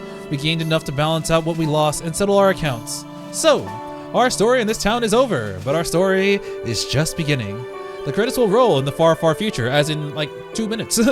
For now, tomorrow's weather looks good and my break has just begun. Let's embrace a new day and a new future.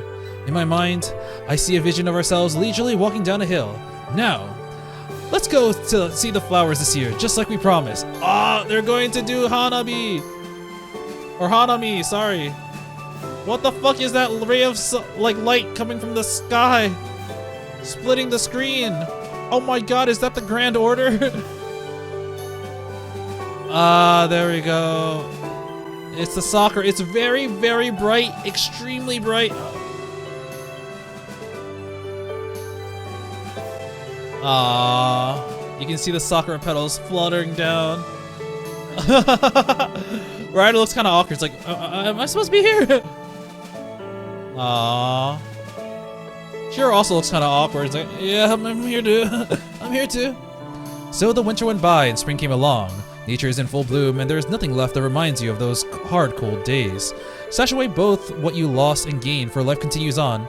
Now then, the story that unraveled in this town has reached its conclusion. New stages and people are waiting for us. Don't worry, there is a lot, much, much more fate left. Woo! Alright, we're not 100% done yet. We're really close. We just have to get that one event, and then we'll be done with Fate Stay Night. So, you know, since the credits are rolling, I'm just going to talk about my thoughts. Heaven's Feel. Heaven's Feel, I mentioned this last episode, or maybe it's a few episodes ago, but Heaven's Feel for me is probably my favorite route. I think a lot of it has to do with how interesting it is. A lot of it is like, you know, a lot of the rules were broken. I was definitely kind of bored the first few episodes, but that was because we were retreading old ground. Same thing happened in UBW. I think it was the first 2 episodes until they started talking about Kiritsugu, and I was like, alright, finally, we got some new stuff. But what I really appreciated about Heaven's Feel is honestly Shirou's mindset. I really, really liked how he ended up giving up his ideals for the person he loves. And this might sound weird because it sounds like he's just destroying himself, but that made it extremely interesting to me because we saw through every step of his mental process how he had to deny his entire being, his entire past for the future, for the person he loves. And this is definitely the route with like the most despair-inducing moments, because it really felt like everyone was gonna die. Well, at the very least, Sakura's had a short lifespan due to the Zoken's worms, and I wasn't sure how to resolve that. Shirou's gonna die because of Archer's arm. Ilya's always destined to die early because she's like part Holy Grail, and it's just so sad. But at the end, it kind of pulled off like a kind of magical ending. And Kirei was also just an extremely interesting antagonist. I really liked Kirei. The other routes I was like, oh, okay, I get you, but like I don't really like you that much. But in this route, we actually had to team up with him. And even though we teamed up with him, his character was still very consistent. He's like, I know what I want, and what you want right now is related to what I want. So, oh, that's a title screen now? We still have last episode. So yeah, if you check out the gallery in the flowchart, there's actually one last thing all the way to the right. You can't see it now, but that will be the last episode. But before we head over to last episode, I gotta do that one part in Heaven's Feel. So let's check it out. So like I mentioned before, when you reach here, you actually kind of have an extra event. I'll just skip this because alright, Ilya, do your thing. Oh wait, I thought I would jump into it. Never mind. Alright, once again, skipping through this. But according to what I understand, I am in the wrong section actually. I need to go here. Because I completed the true ending, I should actually get a choice here, and that choice will show up here. So the 2 choices is basically saying, do you actually want to do it? Or do you want to... Oh, sorry, I actually forgot. I'll make the strongest sword. This is the absolute end. Yes. If you do it, then it leads to the normal ending. Because you're like, alright, I'm going to project this last thing. If you don't do it, then you have the opportunity to let Elia do it. So I'll show both. First, is that really okay? And yeah, it immediately goes to that section. No, it's not okay. Now, if we choose to do it, we'll go to the other section. We get one extra event. My mind disconnects. It's only a matter of time until the cave collapses. The ceiling is crumbling all over, and the bearing field is turning to a mound of rubble. My joints are stiff. It hurts to bend my arms and legs. My nerves are hot. Hundreds of blades are sprouting from my body. It's an execution I can't escape from. My body's made of swords. I've always known that. The fuse was lit on the time bomb ever since I used projection. The ending was set a long time ago. So now we have this last part. Conclusion. Conclusion. My consciousness disconnects, and that leads to the normal ending. Ah! I'm gonna break. Any more and I'll break. I'll crumble to pieces just like the falling rocks. But I can still make it. This body is sluggish, but if I can stop it all here, the day won't have been for nothing. A one day lease of my life. It doesn't sound like much, but right now, it's something I long for. Just 1 day, 1 hour, even 1 minute. If I'm gonna live, I want to live as long as I can. Appearances be damned. This is really similar to what we saw in the other part. Cracks appear, not from the outside, but from inside my forebrain. The part that controls my behavior, principles, and sense of pleasure. The most important part of really just being alive. Life is the pursuit of pleasure. Without it, humans are just beasts. I wouldn't say it's convenient, but it'll still be missed. Yeah, so this is the same thing. I remember the exact phrases he used. And he's like, I'm not gonna remember who I am, but I remember Sakura. Sakura. Let's look at the flowers. Let's Hanami. Alright, and he takes steps forward as he kind of forgets everything, how to do everything. And then I stop. Blah blah blah. I lose. Wait. Yeah, I remember all these things. I wonder why it doesn't lead to some the other. Oh, it's repeating this part, but it doesn't want to lead there immediately. I see. But yeah, that's what it does. So I'll probably see you back in the main menu after I finish this, because I believe there is nothing new. Alright, we're back to the title. It's kind of interesting why they decide to use this, because this is basically unlimited blade works, like the scenery. But yeah, we have one last episode. Let's hop into it. I don't know how long this is. I've already been recording for an hour and 50 minutes, so this might be kind of long. We have the moon! Oh, you have saber. Clang! A ringing sound. There was a light, and for the rest of my life, I'll never forget that sound. The sound of a bell that announced the beginning of battle. She made even the most rugged armor seem beautiful. What the fuck already? Yeah, the first Excalibur. Let's go. とあなたが私のマスターか That voice still rings clear. Instead of that image fading away, it's still clearly engraved in my mind. I may not remember all the times I spent with you, but I remember you from other routes for some strange reason.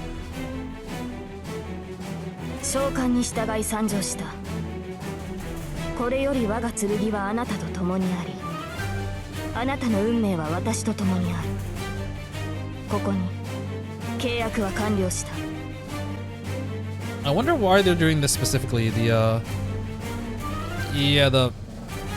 sort of this rider fight. Right, the contract was formed. Just as she chose him as her master, he would vow to help her. The moonlight shines brightly in the darkness. The shed regains its former tranquility, as if to emulate the night's appearance. Every time I think back, I find myself murmuring her name.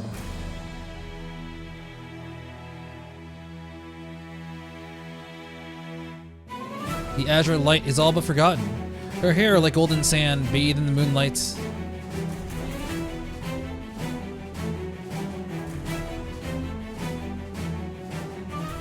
Fate.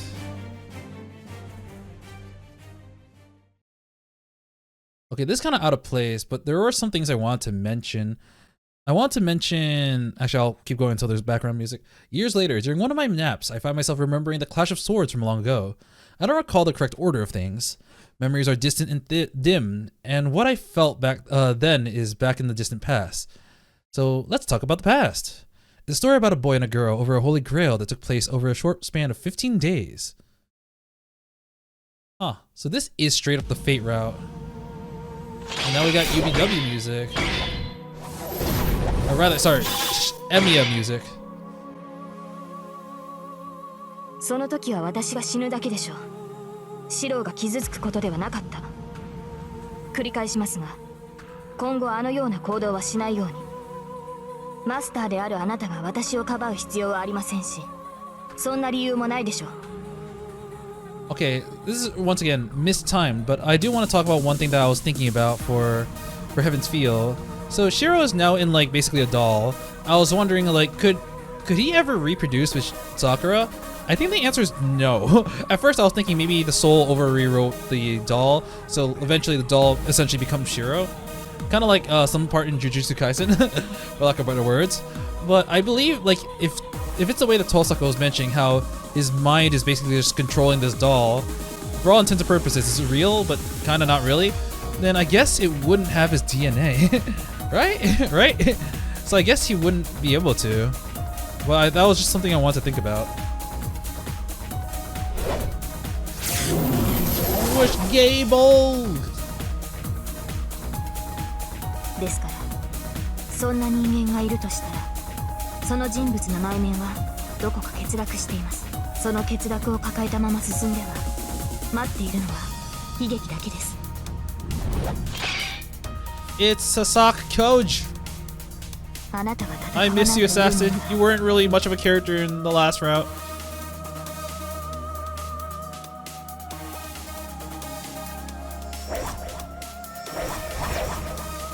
Three strikes, Super Megaishi! 違うわセイバー。シロウはサーバントを侮っているわけじゃない。そのあたりを誤解しちゃうと話が進まないから口を挟ませてもらうけど。 More stuff. Oh Jesus, I forgot that weapon だ was か like ら無茶でも戦 really う。 scary. 勝てないって分かっていながら勝とうとする。その結果が自分の死でも構わない。なぜならあんたの中ではどうしてか知らないけど自分より他人の方が大切だからよ。 It was really foolish. No one person can save others. If I really want to end this battle, I knew what I had to do from the very beginning. A certain man asked whether I was really not going to fight, not kill, and not let anyone kill. If I realized my mistake, I should first decide what to fix, then decide who to punish.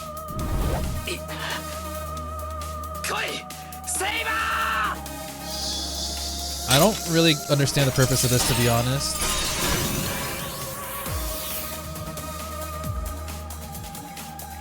Dazed, I reached out my hand, but not because I wanted help. I just thought the sky was so far away. That was my final thought, I think. Yep, the fight with Ilian Berserker in the forest. その堅くなさは実にあなたらしい。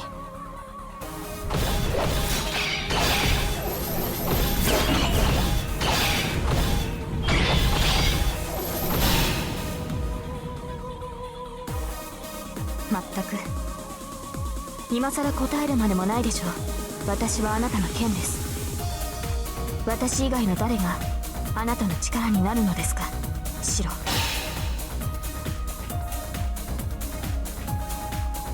She and that sword were one. The sword and the stone that selected the king.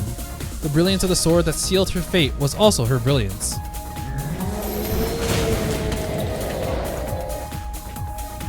Her soul might still be on the battlefield. Before daybreak, under the indigo sky, she just stares off into the distance, letting the wind blow by.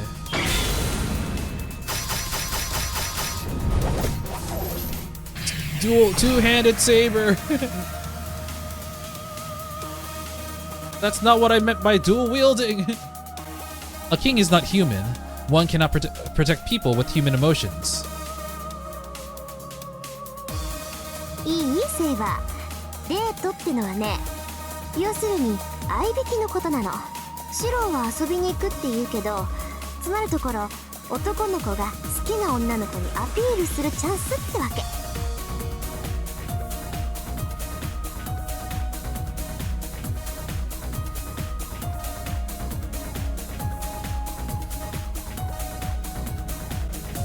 Ah, yes, that happened too.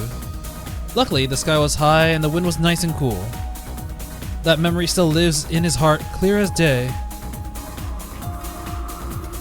It's time for him.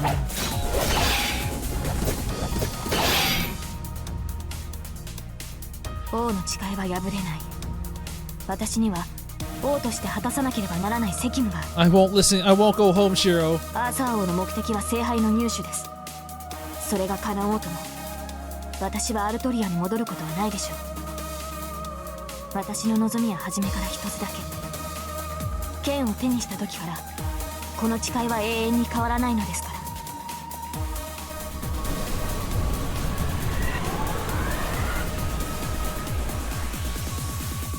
シローなら分かってくれると思っていた。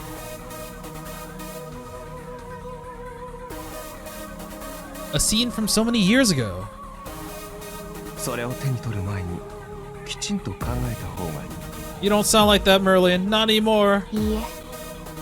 After seeing the future, she only gave a firm nod. The mage asked again if that was really what she wanted.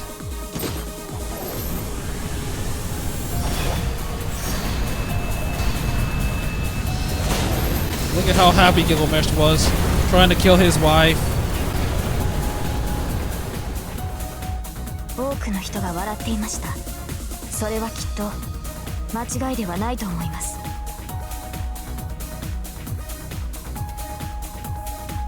She just wanted to protect everyone. But to do so, she had to abandon her desire to protect people. She could not protect her country as its king if she still had a human heart. Even knowing this, she drew the sword. Even knowing this, she vowed to live as a king. No matter what happened, her mind was made up. She abandoned her human heart. She was willing to give that up to protect her nation. Who could have known that girl would take such a noble oath? She was determined to fight.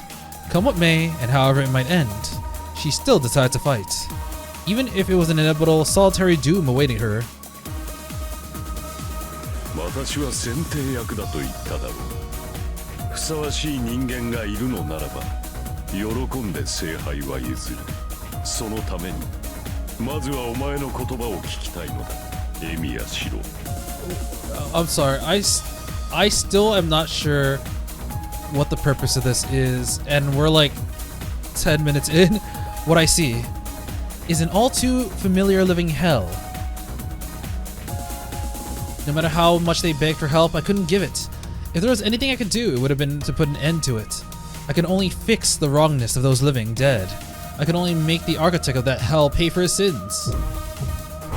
Ilya, put on some clothes, please. The priest said, the truth of 10 years ago, the malice that was planted into the Holy Grail, the reality that there was no salvation anymore. The sad event, a tragic death, misfortune that passed. There was no way to undo any of it. A champion of justice is someone who can clean up a mess that's already been made. You'll never be able to save the very people you're hoping to save.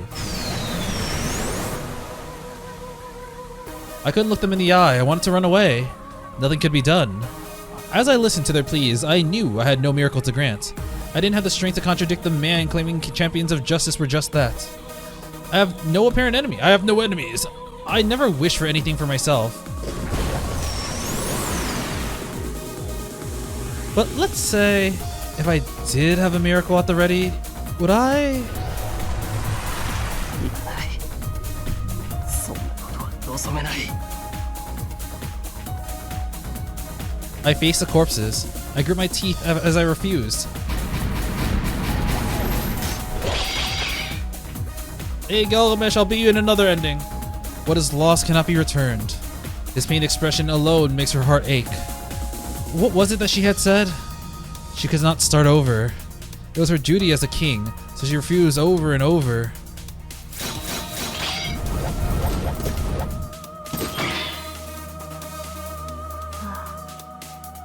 she pledged so long ago, something she swore to herself. She would fight. Even if she loses everything, even if everyone in the world hates her. 私が愚かだ。 An oath from a king.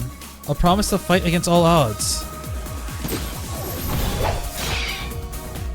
聖杯が私を汚すものならばいらない。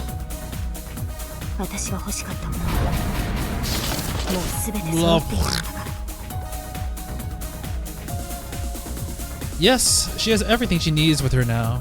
Her pride as a knight, her promise as a king, even the precious dream that young girl once had. I have the bullshit!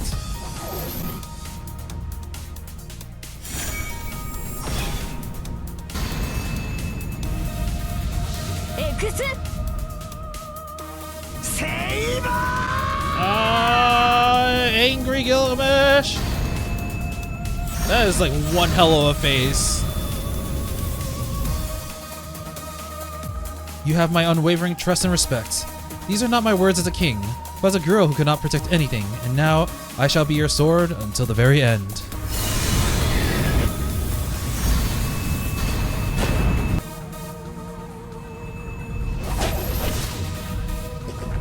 Yeah, Kirei!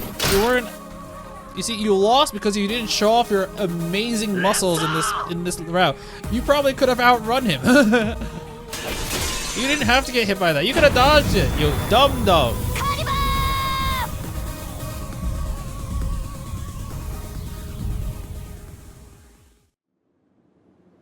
Okay, so we're gonna reach the end. I swear, if there is nothing else after Saber disappears and Shirou lives on with his life, if there is nothing else after Saber goes back to Camelot and dies near like the Lady of the Lake, this last episode is going to be the most useless motherfucker. It does nothing but recap, and the one thing I hated the most about playing this game is just replaying scenes that I've already done. Ugh, the sun rises. The wind starts to pick up. A golden glimmer shines, seeming to last forever.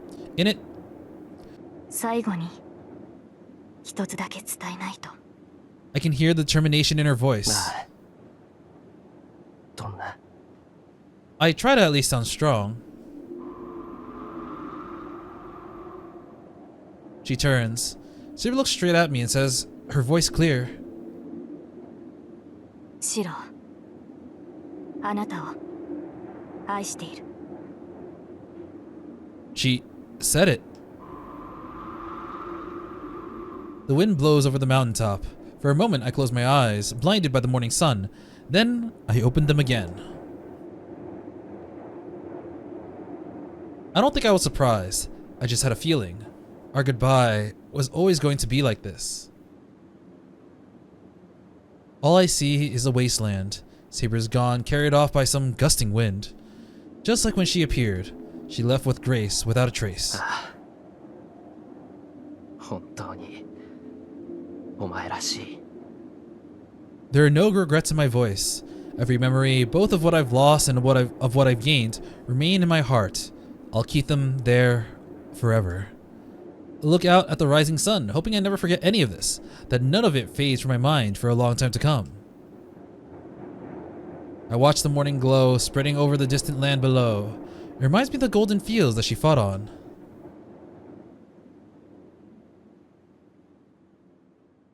Okay, please tell me there's something else.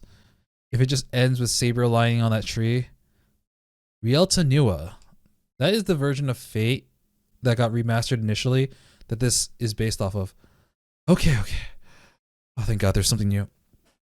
This is not a story that can be shared. It is a story of a small wish, like one made on a star.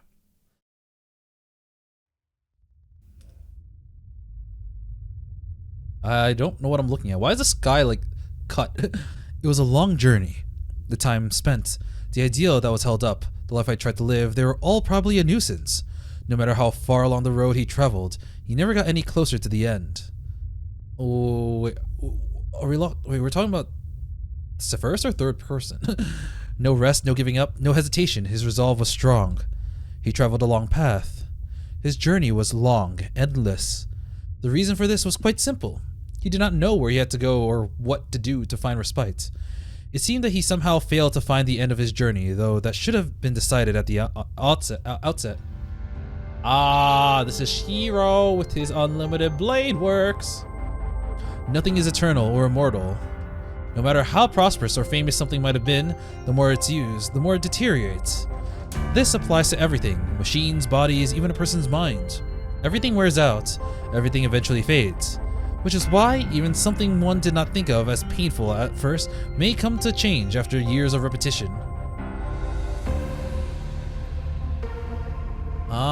I have heard that Archer is Shirou after the Fate route specifically, and then it's only after did he like regret his actions that he come to become a servant and then come back, which that's kind of interesting. Specifically the Fate route. Your actions may be meaningful, but you yourself are worthless to the end. Open disappointment presents themselves together. Noble ideas become worn out obligations, then finally mutates into filthy obsessions. The thing that awed us, that we looked up to as children, become mundane, and although we may look back, we no longer look up. Oh, that's deep. That is simply what is meant to be a normal human being. But he was no normal human. He carefully locks away what pains him. Mind of steel! And so his heart of iron is a testament to tin. This is what allows him to continue his long journey. In exchange, his sense of joy faded, but fortunately, he was not greedy, so he was happy to receive something in return, only from time to time. He admired beautiful things. He traveled seeing many people in towns. There were beautiful things everywhere, but he never was able to find the brilliant star he'd been forced to part with. His journey never ended because he had no purpose, because he never found what he wanted. Oh, that's sad, but it was a satisfactory life. And then Gaia or Alaya was like, yoink, I'm gonna make you do this for all eternity. It was a long dream. The curse, the ideal, the consequences all weighed heavily on him. No matter how long the slumber, there was no awakening. There was no movement, no refusal, no desire, just a deep calming breath. It is an eternal dream and slumber. The king's duties have not ended. To fulfill the prophecy, the king does not return to the time before the sword, even after death. Even after death.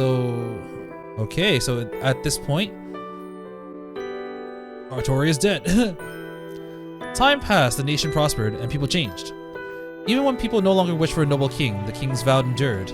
After all, she shouldered many lives as the price of becoming king. But catching a glimpse of that dream was saddening. Scenes that peeked out from the depths of sleep.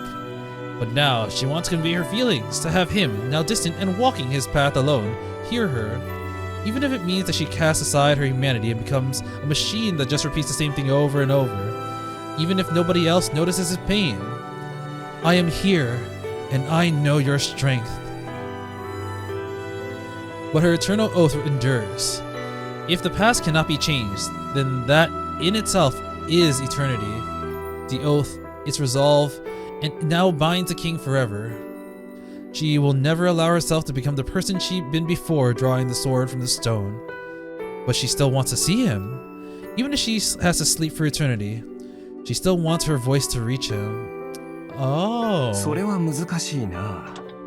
そもそも君たちの時間は絶望的なまでにずれている。Yeah, this version of Merlin sounds like Assassin's voice actor. I think it might be. So I actually don't know whether or not they re-recorded everything for this visual novel remaster. It's very possible they might have just taken the original sound bites, or at least the ones. I don't even know if the one from Realta Nua was re-recorded. I generally don't know. So the mage says, that wish simply cannot be granted. 普通にやったらまず出会い。 Normal. 実現するに Normal. はまあなんていうか、二つの奇跡が必要だ。 Kiseki, you were never normal, you dick wizard. 一方が待ち続けて、一方が追い続ける。 Alright, I'm gonna freeze you in time. それもありえないと確信しながら、ひどく長い時間耐え抜かないといけない。それほら、言いにくいけど、望むべきではない夢物語だろ。 The mage asks this question. He tells her it's impossible. He questions whether the wish could be possibly granted, or if she truly desires to pursue it, the king's duties aside. 勘違いはしないようにね。王の責任を捨てろって話じゃない。そもそも君は俺の髄まで王様だ。そんな君から誇りを取ったら何も。If you got rid of the king part of you, there'd be nothing left. 君はそのままでいいんだよ。僕が言っているのは正当な褒美の話だ。小娘一人が幸せに生きる権利、それぐらいの働きはしていると思う。The mage's words are plain. Much like when she took a hold of the sword, he'd scoff at the hardship that she would face at the time. And now he smiles at a future that may actually come true. There's no point in her answering. It's just a matter of whether the girl who is about to take the sword desires it or not. Either way, she lacks the power to grant her wish. Then, what difference does it make whether she wishes it here or upon a star? でも、それが本当にいいことなのかはまた別の話だ。アルトリア。時代も人も変わっている。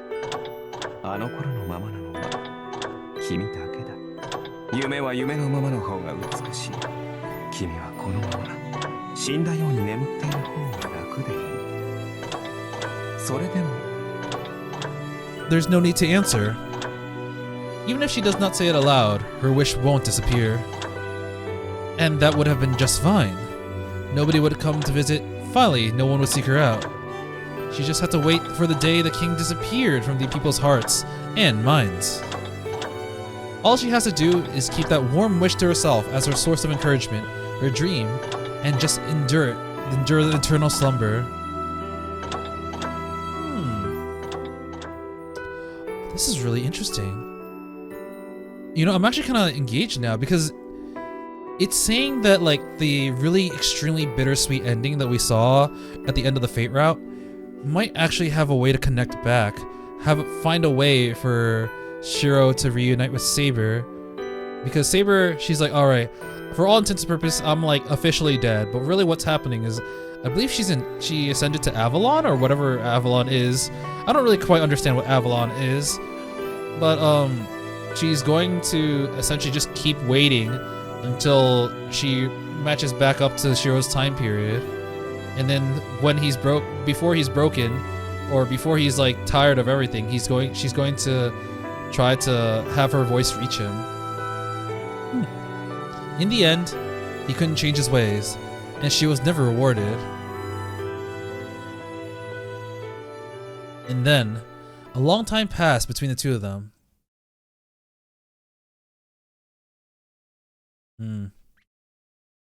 I think there's gonna be more. Yeah.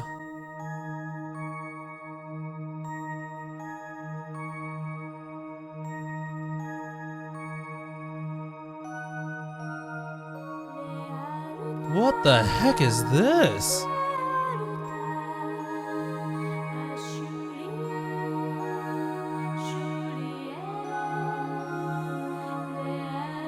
I actually have no idea what's happening now. Okay, so this is back in Camelot. Or at least, like, her time period. This is near where she died, I believe.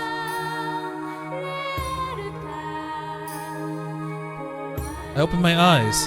I don't know how long I walked. I thought I'd only been passing through the desolate land, but I find myself standing in a pleasant meadow after passing through a deep forest.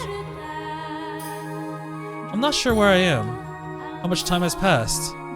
How far have I gone? Everything is so unclear. I drop the weight I'm carrying and rest. I thought I would walk forever, but it seems like my journey ends here. A wide, verdant space unfolds before me. The constraints that so heavily weighed upon me are unraveled by the wind rustling through the grass. My heart is at peace, and each step brings me back to those days. This is auto-scrolling, so okay. Controller down.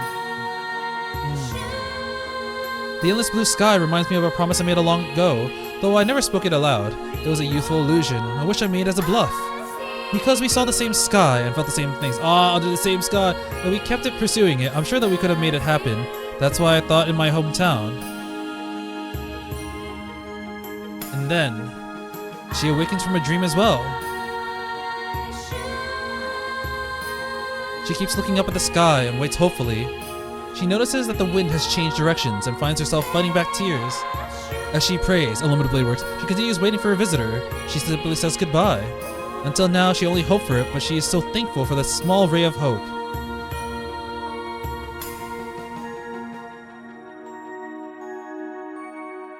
My breathing accelerates. I don't believe it. I don't know how long it's been since my breathing was so labored. It feels like I'm back to being that inexperienced boy. It's a ridiculous idea, I chuckle. Just because I'm more experienced doesn't make me complete. Oh wait, are we Shirou now? Now that I think back, I can't even remember how many times I wish upon the sky. I think we're both. I wanted to see her. I want to see her. If it was at all possible, I want to hold her in my arms once more and tell her that what I wanted for so long.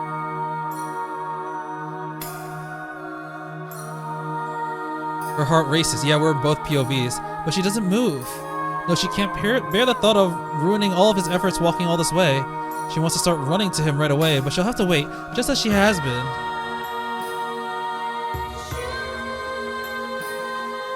But she still has concerns. She questioned whether this hope, this miracle, would really be allowed to happen. He's not the man he was then. His mind and body have been worn down, much like the affliction she felt. This isn't the scene that had always been on their minds. It was not an obsession, but merely, neither was it forgotten. They held on to the past, though it faded day by day. That's why I kept going. Even if this were only a dream, we would still have expected this despair with a faint glimmer of hope.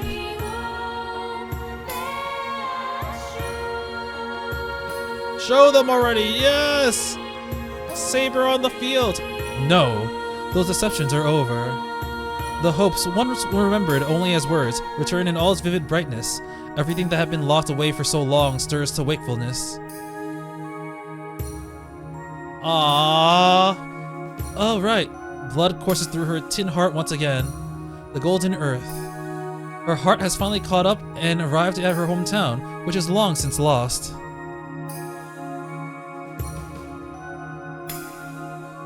Ah. So much feelings well up. There's only one thing that's on the tip of her tongue. How much she misses him, how long she's waited. None of that matters anymore. That's right. In the end, he could not change his way of life. Similarly, she was never rewarded, but this is your reward. There are things which came about from protecting that promise. In the end, something precious came from surviving all this. Fuck. The important things are rising to the surface. It's lucky that it all been tucked so deep in her heart. His smile is as boyish as naive as it was so long ago. I'm back, Saber. The words that emerge come out the same way they were so long ago. It is as if the moment simply picked up where it left off.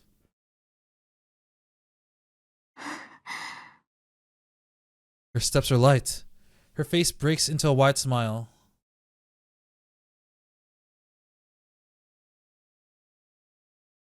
Ah. おかえりなさい、シロ。 And so the dream ends. No, that was worth it. Okay, yeah, no. The latter half made it worth it. That was actually pretty good. That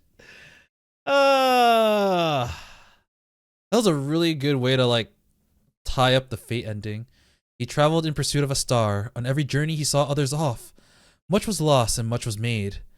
At the end of it laid an infinitesimally tiny morsel that cannot begin to compare to the vast span of time that's been eaten up. It is so very dazzling. What remains in that tiny palm is a dazzling, coalesced brilliance. It is blinding. And then, at the end of their long journey, the two finally meet. This is the end of his journey in search of a star, and now begins the pair's next long tale. At its end, this world will continue to turn in much the same way that he might one day become a star to someone else. The storyteller may fall silent, the performance may cease, but the story will not end, whether it is a comedy or a tragedy. So as long as there is applause, the story will never end. Like so many lives, may the warmest of blessings find those of us who are never rewarded and those of us still traveling. Our journey continues on. All right, I think that's the end of it. That feels like a fitting conclusion to finish off the Fate portion of Fate Stay Night. Are we gonna get another credit sequence? Really? What the heck? And here we have all the cast too. And we have a different song. Alright, you know what? I'm gonna talk about some of this actually. Specifically this last episode. They really could have done without the first freaking 20 minutes of this, or 15 minutes. I feel like all they really needed to conclude, like start from, is where Saber said her goodbye to Shirou. I feel like you didn't really need to rehash the entire thing. And honestly, that was I already said this, but I got really bored. But the parts afterwards where it was about Saber and Shirou sharing the same dream of meeting each other once again was honestly very sweet. And we know that they both, well, Shirou ends up becoming a heroic spirit. He ends up going on this journey to save as many people as possible. And Saber, we know that she ends up quote-unquote dying and going to Avalon. I believe that place that she was at is Avalon, so somehow Shirou made it there. I'm not sure if he basically died a hero's death and went there. I don't know how that works, but I think somehow he made it there. And honestly, it is extremely sweet. I think it is very romantic. That being said, I forgot I guess the reason why they had like 15 minutes of recap is because I forgot a lot about Fate. I remember the ending and how like heartfelt it was, which is why I feel like a lot of the recap wasn't necessary. But I guess that was their way of being like, hey, you probably played this like, well, for me, I played this like over half a year ago. It's like, dude, have you forgot about this? But yeah, I guess with that, we are officially, actually, I don't know if we're done yet. I still need to check out what those extra things in the Tiger Dojo were, like those little meat things. But in terms of the actual story, we finished Fate Stay Night, Fate Route, UBW, and now Heaven's Feel. And this is gonna be a really long video, but that's because I really want to talk about stuff. Because Fate is one of my favorite IPs, but I do have some things to say about this game. So yeah, I guess the first thing would be, well, I will admit, I do wish we got a remake instead of a remaster. I don't know if I would have said the same thing if I played Tsukihime's original game, but when I played the remake, I enjoyed it immensely. And I feel like they made, I don't know how many changes they made, but I feel like the changes that they did make end up making me really enjoy it. And there are a lot of things in the remaster for Fate Stay Night that I really wish got like a little bit more polish. And honestly, the art was alright. I really liked Takeuchi's modern art style, which is why I really would have preferred it to be a remake. And there were just a lot of parts that were extremely bloated and made me like kind of want to pull my hair out. There's so, like, I still remember Shirou was like, you know, I learned about like rock climbing and like skiing and like all this other stuff about like, I don't remember, it was just really random stuff as he was climbing up Ilya's castle so that she could save her. I'm just like, I didn't need that, man.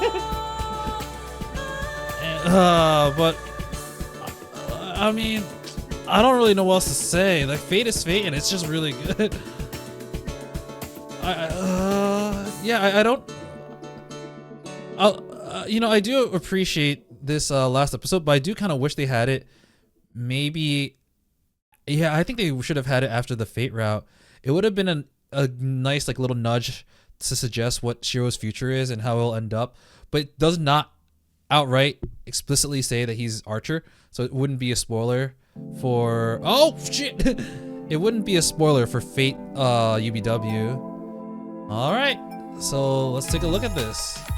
So pictures, we theoretically should have everything since I've literally done everything this game has. So Fate route, we have all the CGs. UBW, we have all the CGs. Heaven's Feel, we have all the CGs. Prologue, we have all of them. Last episode, I didn't even realize this was its own thing. So yeah, we can see, look at her. I actually do want to see the Heavens Feel one when they're all under this yeah, I was thinking like, this is a full image. We couldn't see it before, but it actually scrolls down.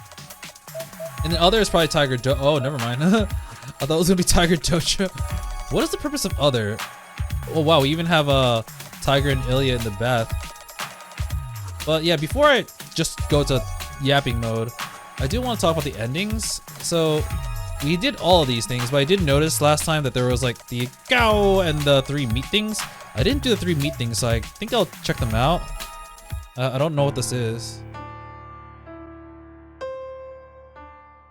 Ooh, what the fuck is this? Wait, these are the vehicles they use for Carnival Phantasm. It's a Lion Ichigo. No, Saber sad.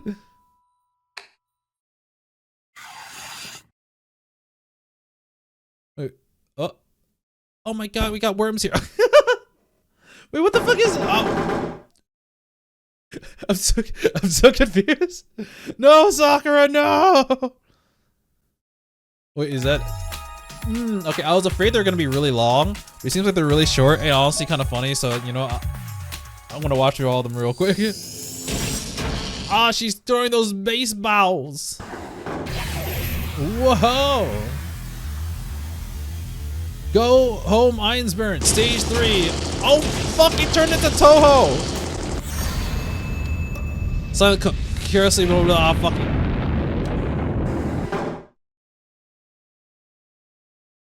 What the fuck was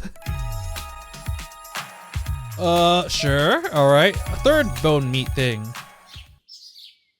That's the intro scene. Hi, Nason. Where are you? I'm not gonna kill you yet. Don't you dare take my boy from me. I can't get out of this bed. I gotta fix it up. Oh. I'll use some shampoo right here. Ooh. Ooh. What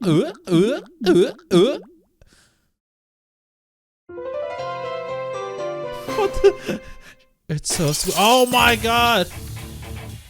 Hi, Nason. Oh gosh, she's gonna toss her out the window, I swear. Ah!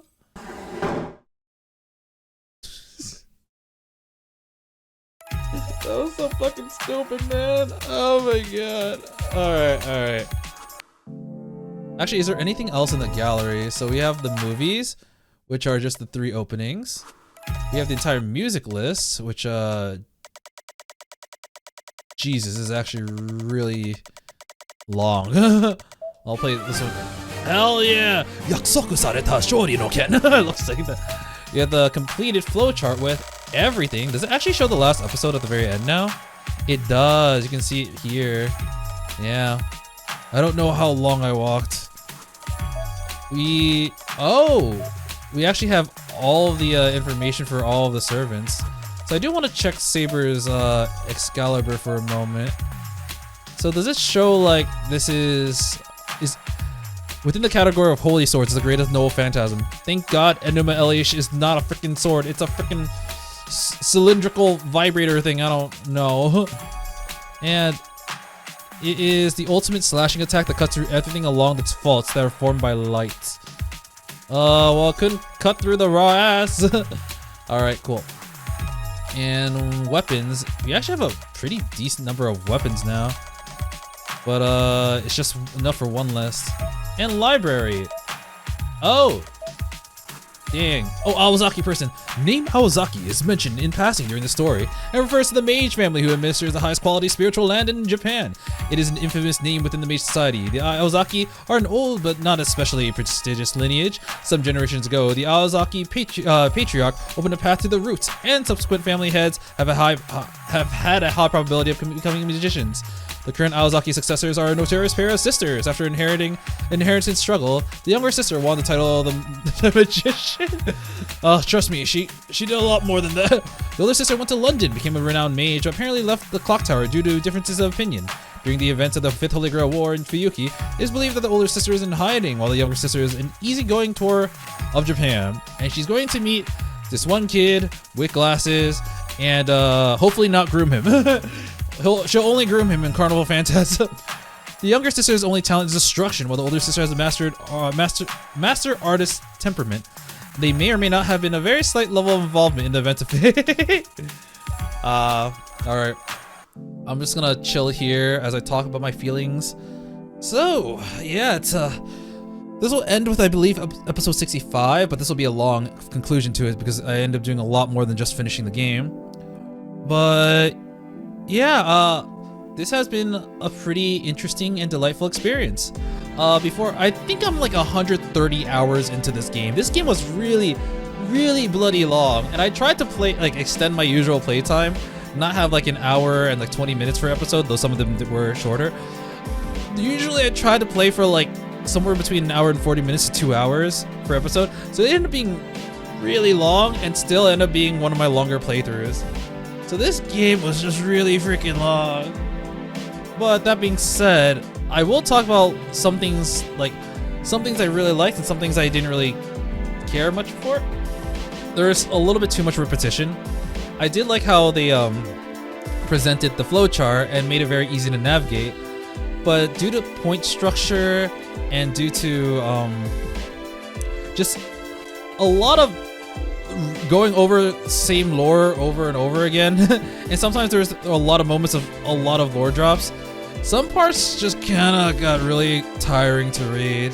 So that's one, like, I know this game is gonna get remade because it's just gonna get remastered for the 50th time, but I kinda wish if they ever have remade it, for it to have been kinda like touched up a little bit. That being said, it was really cool to experience Fate Stay Night through the lens of the visual novel, because there was a lot of details missing from the anime that were from the anime that were in the visual novel, and you know, some stuff at the end was purely examples of that. But I think there are some aspects of the anime that didn't do the visual novel justice, and although I do believe the anime might be like a better overall experience due to how much shorter it is, it really missed the mark on some things. I will say right now, I think my favorite character is probably Tosaka. I think I mentioned this last episode, but my opinion of her is completely different than how I viewed her, or not completely different, but quite different than how I viewed her in the anime, because in the anime she had such tsundere tendencies that like I didn't really care for that. I am not that huge of a tsundere lover, but in the visual novel, I mean, it's still there. Okay, I say I'm not as much of a tsundere lover, but like one of my favorite female characters is Makise Kurisu from Steins Gate, and, you know. But we saw a lot of different aspects of Tosaka, and one of the reasons why I think she's one of the best characters is just maybe not necessarily my favorite. No, I think she might be my favorite character, at least in the visual novel. In the greater Fate media, it's still a toss-up, but she was extremely present in all three routes. She was such a good support in the first route. In the second route, she was a pretty nice romance option, even though, once again, the second route it didn't feel like it was focused around her, it was more on Archer and Shirou. And the third route, she was just a really good family member. Or not good, but like she was there as different roles in all three routes and extremely present. And we really got to see all aspects of Tosaka, and I really enjoyed that. So I think she's probably the best character in the visual novel. That being said, I mean, I think Sakura is definitely the cutest. I know she is a little bit crazy and yandere, but like I think visually, I think she is the cutest for me. But in terms of, I was gonna say Saber. I feel like she's probably the best for Shirou. I feel like Tosaka in this visual novel might be my personal best girl, but I think Saber is the best girl for Shirou. I don't know. I feel like something about the relationship Shirou has with Tosaka seems like I feel like they work a lot better as friends rather than lovers. And although I really like the romance between Sakura and Shirou at the end, there was a lot of like really questionable things that happened throughout that relationship. I do feel like Sakura is probably the person that deserves, or not deserves, but like I feel like the buildup of the relationship makes up the most sense. For Saber and Tosaka, I mentioned this last episode as well, but like they really got to know each other in like a week or two, and before Shirou like was completely head over heels with them, and that can happen, but I feel like especially with hindsight, we really got to know how Sakura and Shirou's relationship built up, and it really makes sense for them to fall in love with each other, especially Sakura falling in love with Shirou, and Shirou wanting to protect Sakura and realizing that she might be more than just a friend's kohai, or a friend's sister and his kohai.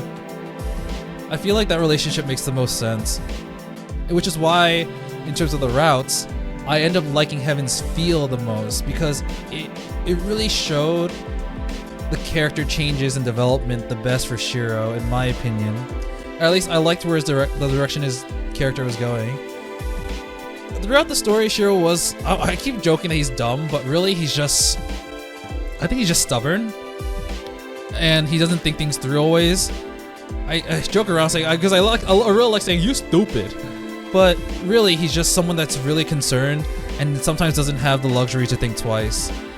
And as a result, he just ends up getting himself in so much trouble as a result, such as getting frickin' shish kebabbed by Lancer, getting torn in half by Berserker in the beginning of the game, and that shit continues throughout the game. But he's just so stuck on his beliefs that it made it seem like sometimes the actions he was taking was just stupidity, especially in UBW and in Fate. Well, once again, in Heaven's Feel, it got a lot more interesting. I think the tone was also, obviously very different, but it was just so interesting. It was so cool seeing the Shirou's kind of like mentality change from crap. I'm trying to protect these people, but I really want to protect Sakura, but like the town is getting destroyed, and like what do I do? And it was just a really, actually, before I continue, I also like to talk about Sakura.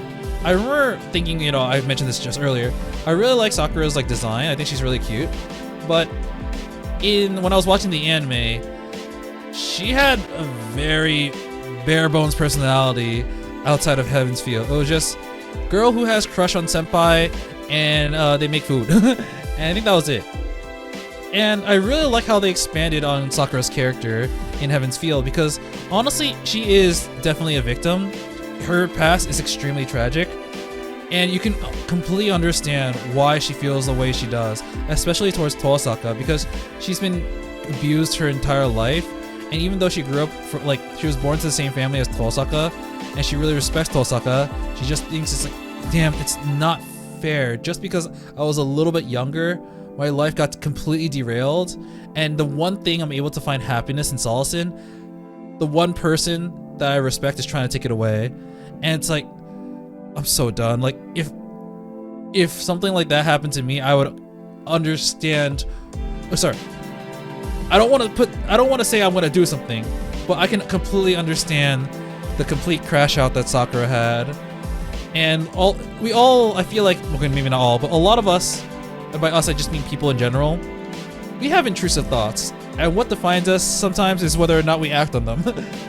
And Sakura, she was trying to hold them in, and even though we saw like moments of yandere Sakura before she got consumed by the shadow, we never saw her act on them. She was always just keeping it to herself, and the reason why she snapped is because of this Holy Grail bugworm bullshit. But I feel like it's natural to feel jealousy, to feel envious of other people, which is also, well, jealousy, to feel all the 7 deadly sins, like lust, gluttony, etc. Sakura embodies a lot of it, but it's something that everyone has, and she's trying her best to manage it. So I end up really enjoying Sakura's character so much more in Heaven's Feel, and I just end up really liking her as a character. I do think, due to how much I enjoyed Tosaka's character in this game, she's probably my favorite character of the visual novel. And then I have such a lingering bias for Saber because I loved her for so long. I think she's probably second for me, and then Sakura in terms of like the main girls for the routes. I'm sorry, the main heroines for each route. I think that is my order of how much I like them. That being said, I do really like all three of them. And once again, talking about the routes, Heaven's Feel is definitely my favorite. I will have to say I like UBW more than Fate. I feel like Fate, there were some parts that were kind of it's just generic. It was your most standard Holy Grail Wars setup out of the three routes, because in the other ones the more rules kept breaking as you did more of the game. But I kind of really got a little bit tired of the feud between Saber and Shirou because I do understand they're both extremely stubborn, and that's the reason why they couldn't really find a solution to this until they were really fully able to express themselves. But it doesn't really take away from the slight frustration I had from it. I still very much enjoyed it, but it was definitely the one I liked the least. UBW had some really cool moments, some philosophical stuff. I really like how strong Shirou got, even though I feel like some of it was bullshit. And but I mean, I can't deny him versus Gilgamesh was just like, I think that it might have been as cool as him versus Berserker. I'm like wondering which one I like more. I'm like, no, they're both just up there, and they're both like fights that I honestly consider it to be bullshit. But like, once again, rule of cool kind of takes it. And I do want to talk about some other characters. So I've already talked about Saber like in some other routes, but she's honestly just a very sweet person that's just kind of broken. And well, her personality, I think the thing I liked the most about Saber was her loyalty. You saw like the various times when she shifted sides, whether it was from, you know, being on Tosaka being her master, or Caster being her master, or even Sakura being her master, she still remembers Shirou very well. And in the case where she got corrupted, she was kind of made to like try to kill him. I mean, I can't really describe any other way, but she still understands his personality so well that she was able to understand that he's going to attack. He's not going to run away. He could run away, but he absolutely won't. But in the other routes, we saw how much she tried to resist, you know, hurting Shirou, even though he was technically not her master anymore. And her loyalty was honestly just really, really like heart-wrenching sometimes. But it made her a really endearing character, especially with her relationship with Kyutsugu and how toxic that was, how Shirou was trying to basically show her how much has changed and how much Kyutsugu changed him as well. I've already talked about Ilya in some of the routes, but her role in Heaven's Feel was so much better than the other ones. She didn't really have a chance to shine in Unlimited Blade Works. She just kind of got like killed. In Fate, she was extremely threatening, and even Heaven's Feel, she was extremely threatening. But seeing her not being burdened with trying to win the Holy Grail and just live life as either a little sister character or an older sister character when Shirou was actually struggling was honestly really, really heartwarming to see. Whether it was to act like a family, like having some really nice, cozy moments, or acting as like a older sister who can which is still family, who can help Shirou sort out his thoughts. Because even though she might not agree with him all the time, she wants to know that she's there to help him when he's at his lowest, and it was just so heartwarming.